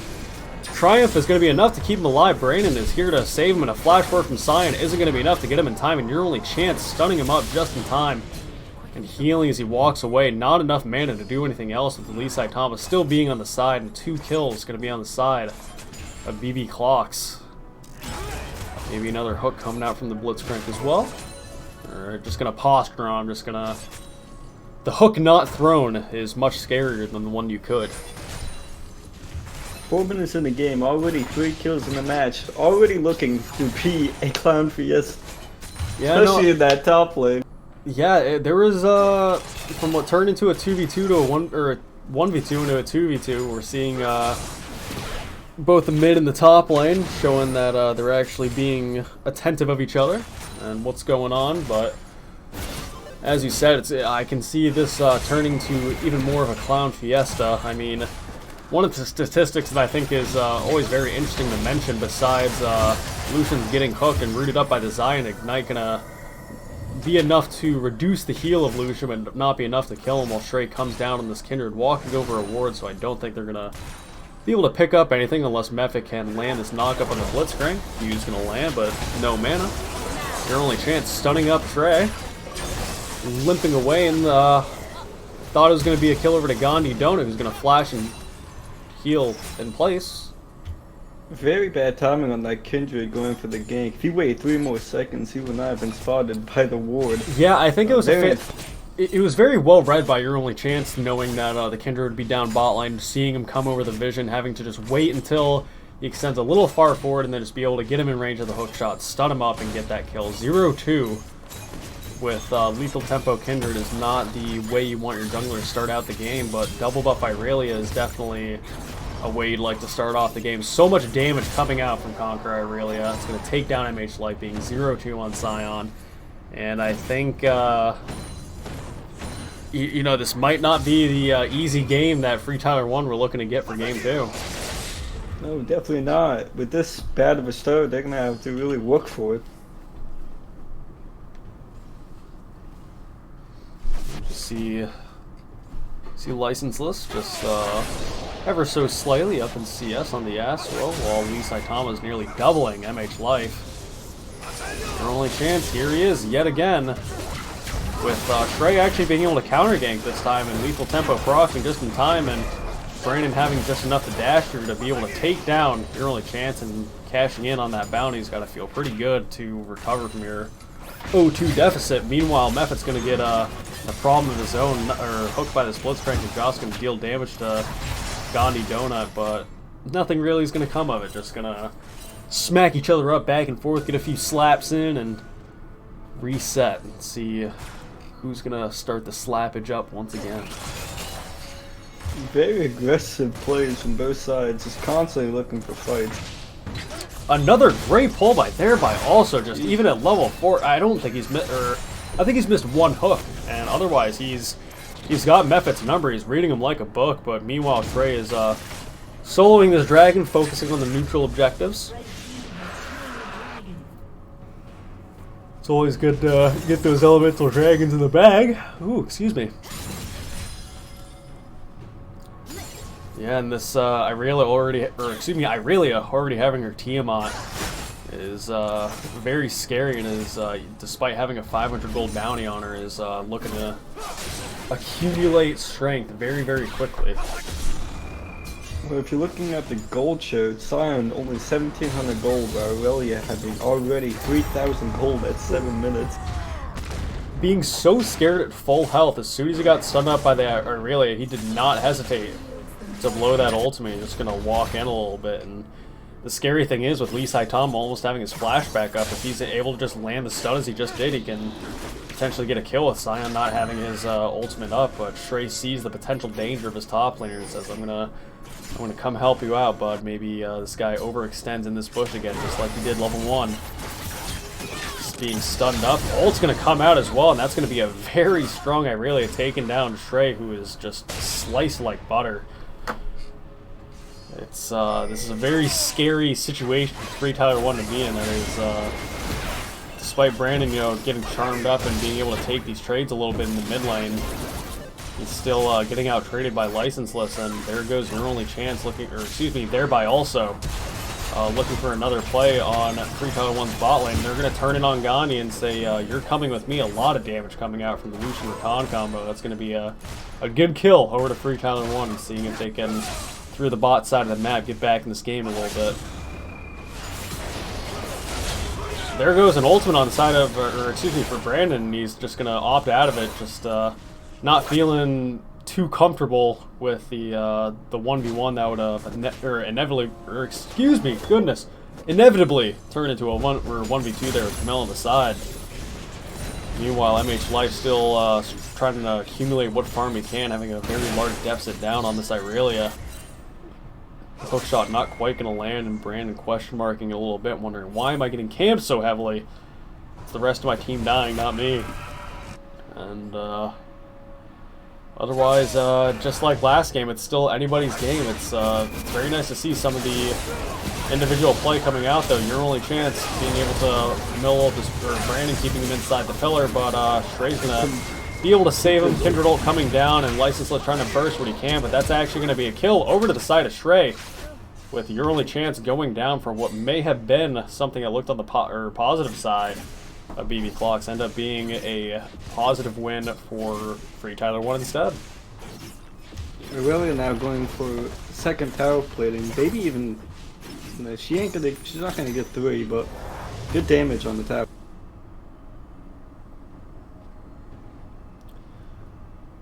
Yeah, otherwise, even though what was a 0-2 and 1-3 score of Shrey, he's still able to you know, pick up a kill every now and then. You know, for the deaths he's accumulating, he's trying to pick up the kills in response. He's not trying to, you know, completely hold everything back. He's applying what damage he can, finishing off that warrior pretty darn early. Camille doing so as well. We've got Yasuo with the completed tier 2 boots, having a lot of that attack speed and having a lot of that movement speed. Makes him that much stronger just with that 1100 gold purchase. Lucian having a Cutlass and Recur bow, with Xayah having the BF sword. So you see a lot of these players, none of them with the item except for the junglers being completed with the jungle item, but a lot of them having some pretty key components of their first item. Their only chance looking to make a play on MH Life here. It's not going to be enough. Flash is going to be just enough for him to get in range, ult out, ult to safety. He decided 2 deaths was enough, and can't afford any more. Good damage coming out of Brandon on Yasuo, still remaining conservative though, not having died yet.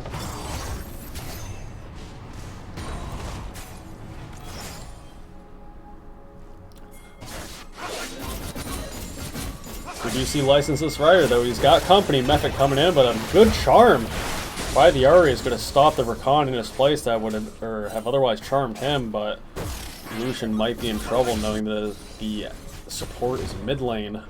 Blitzcrank showing that he has noticed. He's looking to run up on the Lucian a little bit, but Sion now going to be stunned out with no ult to be able to get anywhere, but Irelia doesn't have an ult either to keep him in place. Just going to have to apply the small amount of true damage he can with the Conqueror proc. And otherwise, we've got some farming going down, but both junglers are trying to make plays. Infernal Dragon being very important to pick up here at 12 minutes. Thereby also silencing, but not going to be able to land the hook onto Stray. Going down to Gandhi Donut either, with his ult going up in the air.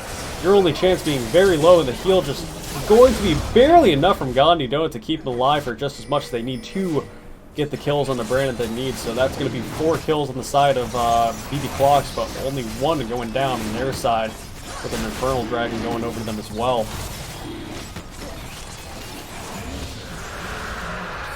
Very important first skirmish to be won by BBC, so they can pick up the Infernal and a bunch of gold from the kills that they've taken, and that was some free CS as well, and you know, the dice of CS to the enemy laners as well. Because I, with 2,000 gold in pocket, probably be able to finish our Stormrazor or get some much important items. Yes, there we go, Stormrazor being bought by Xayah. Yeah, Stormrazor and then Berserker Greaves with the movement speed that just the base boot movement speed is going to give you, as well as the pass from Stormrazor, is going to be a pretty nice combination to help her mobility up if they try to make a play on Josh and Mephit. To be able to navigate around this Kindred more if he's trying to either get in range or out of range for a little bit. See the Ludens finish up with the no boots Ahri. Otherwise, just about everyone else has completed boots on BB Clocks. Full Blade of the Rune King on Lucian is a fantastic spike to have. It's gonna, with a huge wave crashing into the bot side tower, they might see if they go for something a little crazy, knowing the spotlight. Good pink ward to deny that vision if they can finish that off. We'll see both junglers staring at each other, but both mid laners are also on call to respond. Lee Saikama having no fear of Henry's life with a Scion. Dash in is going to come from Lucian. Mephit's going to be able to knock up Gandhi Donut again. He's going to go down. Culling's going to come out, but thereby also very tanky on this Blitzcrank. It's just going to be Gandhi Donut going down, but thereby also to hold down the fort. Pink ward being able to be cleared as well. Really good respawn for FTYO's bot lane, seeing that Blitzcrank missed his hook and capitalized on it to be able to get the kill on this.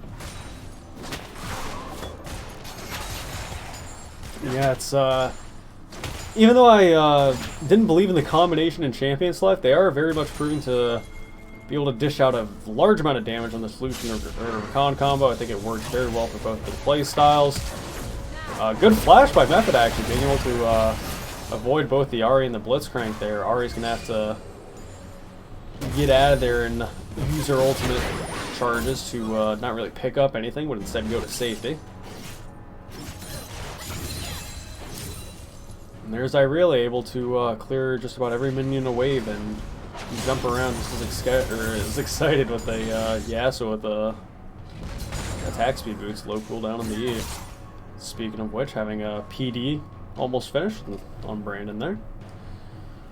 Lots of attack speed, and that damage reduction may come in handy as well for some of these small skirmishes. Barely living is still living.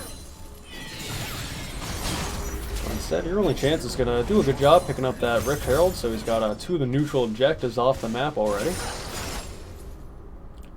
Infernal Dragon being important, but FTYO 1 having a Cloud Dragon of their own. Barely be able to pick up the first tower of the game, massively increasing the already big lead she has on the sun. Yeah, it's a little surprising that it took till about that 16-minute mark for her to finish off that tower, especially with the turret plating having fallen at 14 minutes.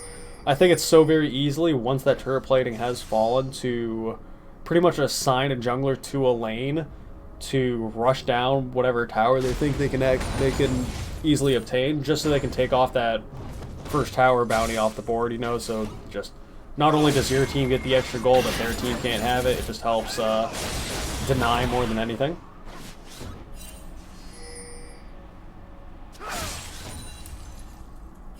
Now it looks like that was going to be a lane swap from top and bottom. Zaya and Blitzcrank are going up to the top, so Aurelius is just going to be chilling in the bottom.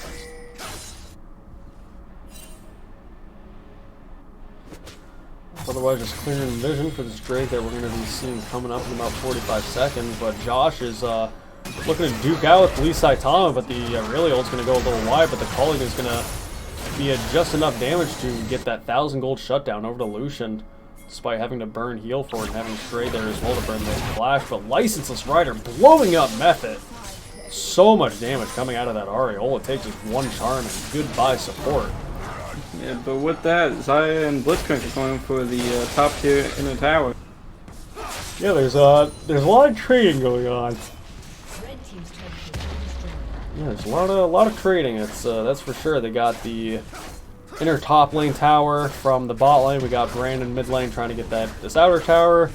We got Kindred trying to see if we can pick up this, or from what I can see, as being the Infernal Dragon. So not going to be able to get 2 Infernal Dragons on the side of, BB Clocks, but hooking to land on the Yasuo, seeing if they can pick something up, and that is just going to be enough for, ooh, maybe not actually. Gani Donut isn't able to pick up the kill they wanted despite Ignite taking down. And Brandon's able to get out of there, not without cost though. Having to burn that flash may make a difference for this next team fight if one comes about it from this Infernal Dragon.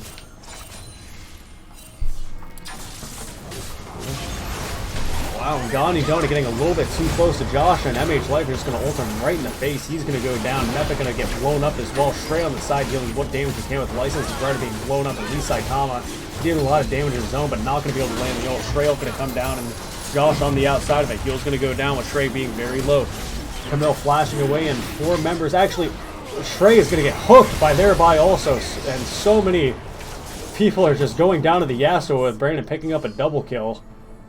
Maybe picking up a triple kill, going under tower to see if he can pick up this Camille, and says, nah, it's just not worth it. I'm going to push in this tower, get some minions instead of you while my team gets this Infernal Dragon. So it's, you know, just like last game, anybody's game, back and forth, back and forth, back and forth. It did help FTYO pressing that delete key on to the Zaya, allowing time for it to be a 4v4 until the Yasuo arrived, because he had to arrive late. So, but FTYO played really well, being able to pick up the... Yeah, we see instead of Brandon opting for the Infinity Edge second, he's actually going for a little bit more of a defensive build, looking to finish off that Sterix now, so having a bit more of survivability in that team fight instead of that early damage to 100% crit chance of true damage. We see 6 and 3 Irelia is already going to have her Titanic Hydra and Trinity Force completed, so I think, wow, actually Sal's going to go down on Mepha, and he's going to get blown up again by this Ahri. Ahri's going to use 1 dash forward, 2 dash forward, MH Light being the bodyguard that Mepha needs, and he's going to be able to get away with a sliver of life, but your only chance coming in on Camille, seeing if you can finish off what Licenseless has started. Going to do a lot of really nice true damage over to MH Life is going to try to ult away, but Mephit is going to die in the end, despite MH Life doing so much to be able to save his boy. It's going to be all for naught. Here comes Lee Saitama being able to finally land that ult, having 2 items doing so much damage. Being able to go past that first inner turret, and Josh is going to be able to go down to Gandhi Dona. Gandhi Dona having less than 10% of his health, but Rift Herald is going to come knocking on Free Tyler 1's door. Constant fighting going back and forth. Just one fight, FTYO wins, and the next BBC wins. Just keeps on going back and forth. The BBC getting the better out of the trade, getting the first inhib of the game at 21. There's always a trade of some sort, thereby also running towards the base of Free Tyler 1 just to make sure that the rest of his boys are able to get out, but we're actually seeing some pings on the Baron. Maybe they say, hey, their support's dead, you know, we have a 5v4 advantage.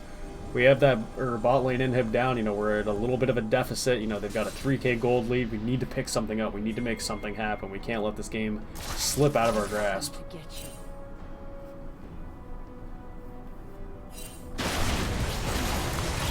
Looks like BBC knows what's about to happen and gonna try to get there as quickly as possible. Yeah, even not having that Earth Dragon, Free Tyler 1 is able to just absolutely melt this Baron. They're able to keep a few members away. Windwall going to go down, as well as the Sion coming all the way. Gandhi Dona is going to have to face off against this Yasuo, but thereby also is here to pull him away, and the dash forward is actually going to, oh my god, so much health is actually going to keep him alive for so long, but shut down onto Stray from your only chance is going to be a great advantage having their jungler up and the enemy jungler down. Licenseless Rider, another dash forward, but not going to be able to land the charm. Method being very low in that bush, he's got nowhere to go.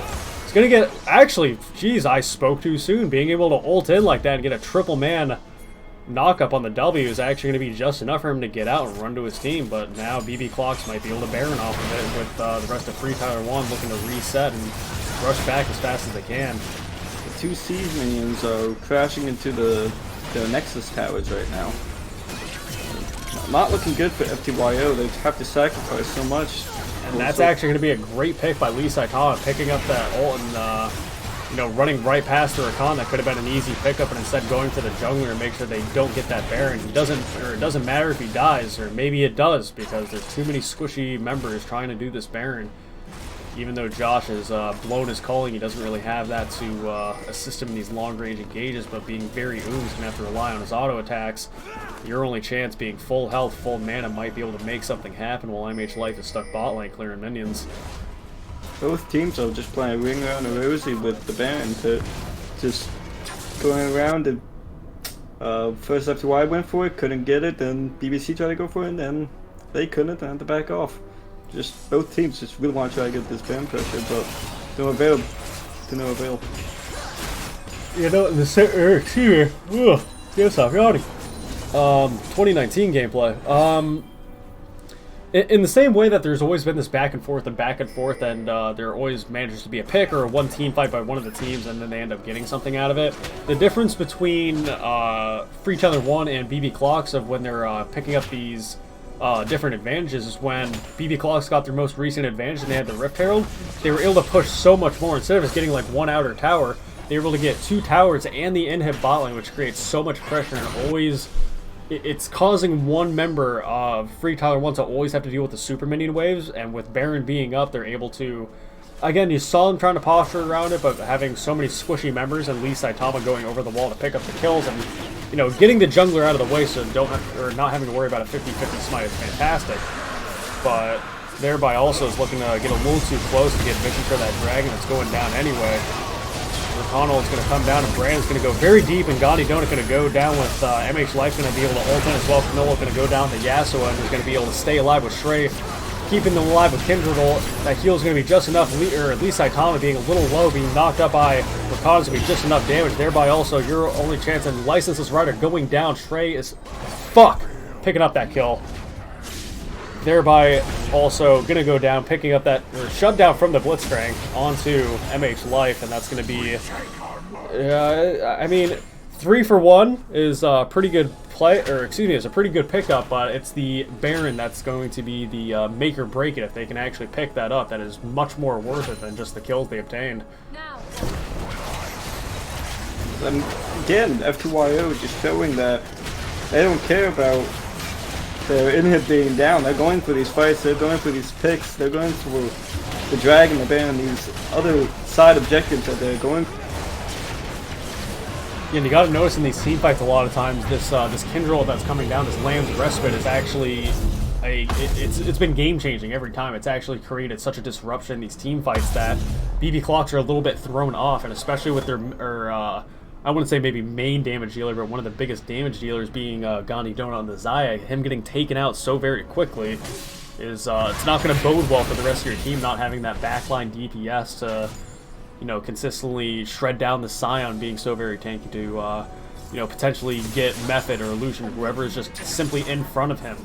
You know, he's got to be able to utilize his ult better to be able to stay safe, to be able to position in the way where he can DPS without putting himself in a deadly situation. I think if he's able to do that, if he's able to play a little bit more conservatively and able to not just instantly get insta-gibbed, I suppose, it'll be a bit tougher for Free Tyler 1 to actually, you know, completely wipe a fight as they have been. But with them having Baron right now, they're definitely holding the cards. And so with the inhib now respawned, don't gotta worry about the siege minions coming in anymore. It's gonna allow more room for FTYO to make bigger and better. It's going to be the inner mid lane tower going down for BB Clocks. Open up the map a little bit. They've got the bottom lane inhib open right now. Leaside Tom is going to try to pressure what he can up here and get the minions going. Maybe they'll try to rotate here, looking through the bot side of the jungle. If they can get that bot lane, or excuse me, bot inhib back down, those super minions are going to create a great amount of pressure. The Camille hookshot just isn't going to be enough, but the Ari charm is going to land. Dash forward is going to not be enough damage, and MH Life's going to have to pop that ult just to make sure he doesn't go down for his team, but the inhib's going to go down anyway. Gandhi Donut getting very low and flying up in the air. Method getting very low himself and going to go down to the Blitzcrank, but knock up on Brandon Smuck is just not going to be enough. Shut down onto the Yasuo, but Xayah's going to go down as well. That bot lane inhib is finally going to get finished off, and the 4 remaining members of BB Clocks are going to try to head out of there. MH Life doesn't have an ult to catch these guys. 2 members of Free Tyler 1 are down, and they have lost their Barons because of it. So, again, this is probably one of the most annoying back and forths I've just ever had to experience. It's almost aggravating of just, why can't one of you not only get this lead, but just keep it? Stop doing these just... It's the very small things that are making these huge differences of, you know, you just got to make the more, you know, in times where you need to play more carefully, you need to play more by the book to get where you need to be. You need to, before going head on to your enemy, you need to have a much more substantial lead. You can't just be ever so slightly ahead of them, because you have so much more margin of error available, rather than if you were to solidify your lead with more conservative play and just you know, a lot slower, just being able to do the you know, the more passive proper thing, rather than let's just go in, let's just try to get kills right now, let's do it, we're just the better team, just engage, fight right now, let's do it. Speaking of fights, there goes another fight is had. Yeah, Method getting caught out yet again. Licenseless Rider is just able to blow up this guy at every opportunity you get. If if the Ari has her ultimate up, it looks like Method is dead just about 99% of the time. He's able to, a lot of the times when you've noticed him getting caught, he's able to get a charm off as well as the W knock up to see if he can get himself away with the movement speed and getting to a teammate. But just not enough that time. Only 20 seconds left on his respawn though, while the rest of BB Clocks are looking to see if they can siege down this mid turret. The charm's gonna go a little wide. It really is actually in the bottom, or excuse me, bottom side top jungle. So maybe looking to push out this top wave before they commit themselves to the mid lane even harder. But Brandon may be looking for something of his own, dashing through the minions and having the third Q up. Knockup's not gonna land, but the hook isn't going to either.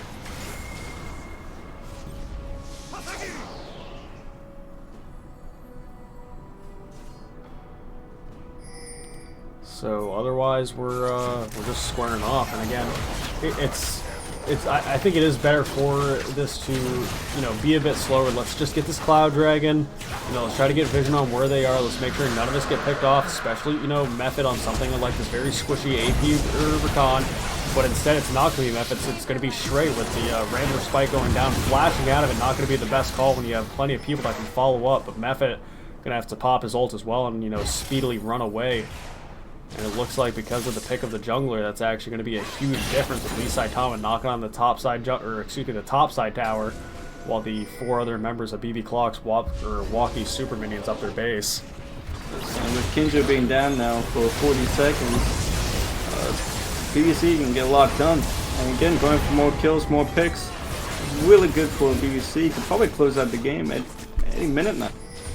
Yeah, no, that's why I typically am not going to like a Blitzcrank in a competitive setting, but BB Clock's drafted in a way where if someone, even as tanky as the Scion, is able to get into them, they're able to follow up so well with the Camille true damage, with the Camille stun, with the Ahri charm, with the true damage from the Ahri. Flash stun is going to be able to stun him up and start a fight with Gandhi Donut, finishing off Method and flying up into the air to be able to get away from Brandon. And he's going to be ignited, and it's not going to be enough damage. The third Q from Brandon is going to be able to land on the Gandhi Donut. Zaya going down. Lee Saitama landing the ult with the culling. It's not going to be enough to take him out. He's going to be very low. Triumph is going to keep him alive, just barely, with topside minions are actually going to be crashing into their tower with one, Nexus turret left. It's going to be down as well with a naked Nexus, but Brandon is actually going to be able to win while that stun to shutdown, going over to Josh on Lucian, and thereby also going to fall to him as well for him having a double kill, 7-2. And it's still, as silly as it may be, it still may be anyone's game, but an exposed Nexus is not something to ignore, not something to take lightly. Yes, luckily Irelia's TP is down, so the threat of a backdoor is limited, but it still happened. But looks like FTYO is going for the Baron play, trying to get something to keep them in this game. Yeah, if Ahri was to have the gold too, she had just bought the needlessly large rod, but had she actually opted for a Lich Bane, I'm pretty sure she could backdoor herself. And meanwhile, Method landing the knockup to allow Brandon to come in with the last breath, but it's not going to be enough to kill your only chance, but he's also not going to be able to contest his Baron, so it looks like that's going to be going over to 3 Tyler 1. Gandhi Donut seeing if he can DPS who he can, even though the Yasuo has Guardian Angel, there is no angel that can save him from the 2 members that are staring at him and looking to see if they can get a kill. But Windwall is actually going to protect him just enough. He doesn't have Flash, so I'm not really sure why the members of BB Clock are so very afraid, except maybe for the Lucian calling to be able to take out your only chance. It's going to be a 1-for-1 with Yasuo being down. They're going to have to take out their Camille, and back and forth and back and forth, and it's yin and yang constantly of this series. There's no clear way of winning, just constant back and forth. No leads being forced upon or expanded upon. Just as soon as they get a lead, they get rid of it. And again, there we go. San going in for it. Yeah, MH Life is just not going to be able to land the ult he needs, but Irelia's going to disarm who she can with her ultimate and trade with the Lantern Spike going down, and Gandhi being able to fly up in the air. He's going to get that nice auto off on a Method. He's running at them with the charm, so that's going to be a nice pickup for them with 2 members on the side of 3 Tyler 1 being down despite them having Baron. Another hook going to go wide while they try to finish off this mid lane turret. Maybe getting 1 or 2 inhibs is going to benefit them more. And oh my goodness, the dash is going to be able to be enough to finish off Gandhi, despite I'm pretty sure that was actually just minion aggro that did the last bit of damage to him. But they're going to have it's a little bit of a scary time with your AD carry being down for 35 seconds. They have members of Baron, members of 3 Tyler 1 with Baron walking down mid lane. Another hook's going to go wide, but it's great that we see them going for something. But Lucian calling is going to be doing so much damage, more than half of the Mill's health is Black Cleaver, able to just shred everyone's armor. He's just such a force to be reckoned with. Next dragon coming up in 40 seconds, going to be something to look at, but it's almost even in kills. 3K gold. 3K gold difference on the side of 3 Tyler 1, despite BB Clocks having 9 towers to their 5. Yes, the CS numbers are really making a difference in the gold lead. Yeah, I'm glad that Gani Donut this time around was actually able to keep up and farm with Josh, because last game when he was on Gen, he just wasn't able to keep up the CS numbers that Josh was. Flash from thereby also is actually going to pick up MH Life, but Windwall is not going to be enough to keep him from getting charmed. But the W is, even though he has a guy taken on him, he's going to be able to ult away. And that pick that might have been able to change, or excuse me, to be able to finish the game, it's not going to happen. He's going to have the Baron enforced recall while the rest of BB Clocks might look to start this Elder Dragon up. Whoever gets this Elder Dragon is going to look in great shape. Teleport is up, so if he has to, he has that available to get back in this fight quicker, but it looks like he'll be able to just walk there. Yeah, thereby also playing with fire, getting so very close. These members of Blue Team is going to be able to pick up this Elder Dragon, another hook going wide, but them having Elder Dragon is going to, you know, it's not a buff that lasts very long, but if they can get a team fight in this small window of time, they're going to find themselves doing a lot more damage. You know, if they can, at the very least, even if they have this exposed Nexus, you know, they're very prone to maybe getting one inhib and then just rushing and killing the Nexus, but it's going to be very dangerous unless they do it in the right situation. You can't just blindly do it, half of your members are going to be split, but we're seeing how much damage that Elder Dragon is going to do, but Method dashing in and Brandon's going to be able to get the last breath, and their shutdown's going to be getting their double kill by Josh and the triple kill on the Lucian. 12-11, just so very strong, almost full build, and Brandon going further ahead. A lot of health coming out with him having the Sterix gauge finish, you know, Guardian Angel giving him a little bit of resistances as well, and that was just a fantastic engage by Method. You know, even with the Elder Dragon, DVC couldn't win the fight against him. Yeah, another great flash by you, only chance, or your only chance being able to show that he loves his hookshot flash. Lamb's respite is going to be enough to change that fight, and Brandon picking up the kills he needs, and Lee Saitan being knocked up, and that's going to be down for him as well. Josh in the mid lane, knocking down the mid lane inhibitor, or excuse me, mid lane inhibitor, while MH Life takes out the top, and Josh is all slide up here with you and grab that for you as well. And that actually might be game with two of the members from BB Clocks coming up in 5, but two of them are going to have to take 30 seconds. They might be able to stall something out. Actually, Josh is going to get hooked up, and dashing away is going to be absolutely fine. Charm is actually going to be just enough to get a shutdown for Licenseless Rider, but Brandon's going to be able to knock or get the last breath off the Scion knockup and flash that forward. Looks like it's going to be the game. Yeah, triple kill from Josh at first, and then a triple kill for Brandon is going to be a 2-0 for Free Tyler 1. It was looking so bad for FTYO most of that game, but still really playing the late game really well and being able to close it out with that last fight. And they're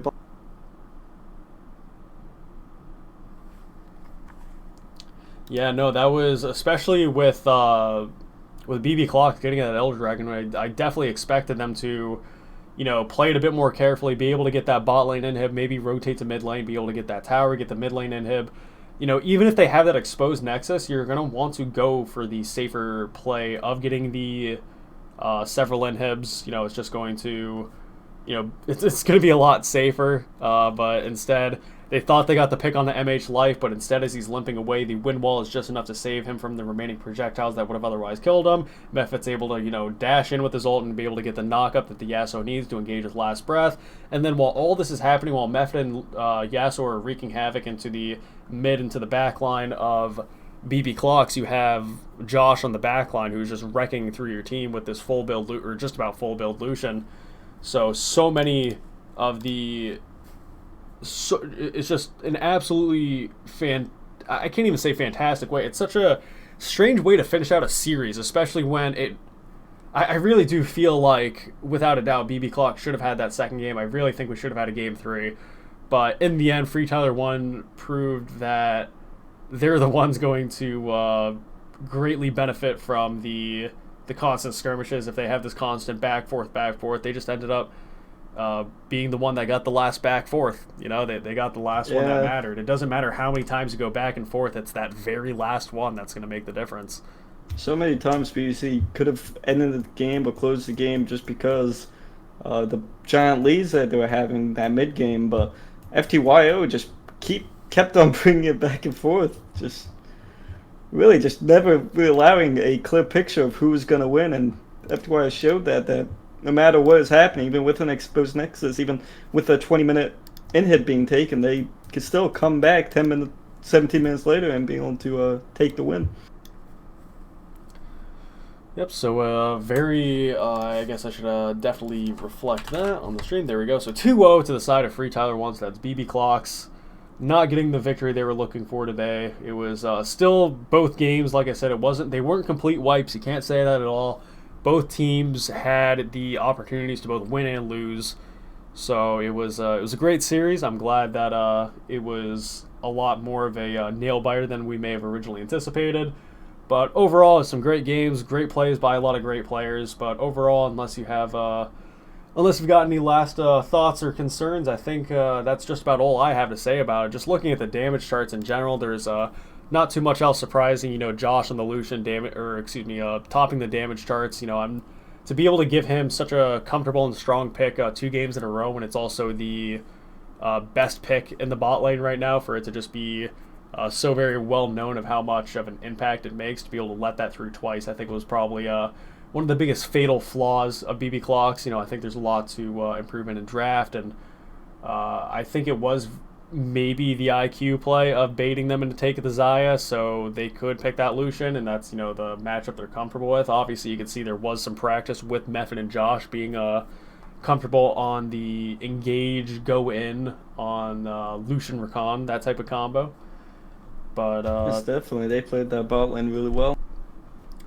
yeah, absolutely. So otherwise, I think that's just about it from my end. Otherwise, this beautiful best of 3 series was sponsored by a company, if any of you have heard of them, called Acer. They're if you ever get the urge, Trevor, could you tell people the coupon code if people were to make a purchase? If I was to go to Acer.com right now, and if I was to purchase a $2,000 computer, you know, if I was really wanting to get a good deal, if I was wanting to give someone a promotion code to show my support for the Sugar-Free League, what would I give them?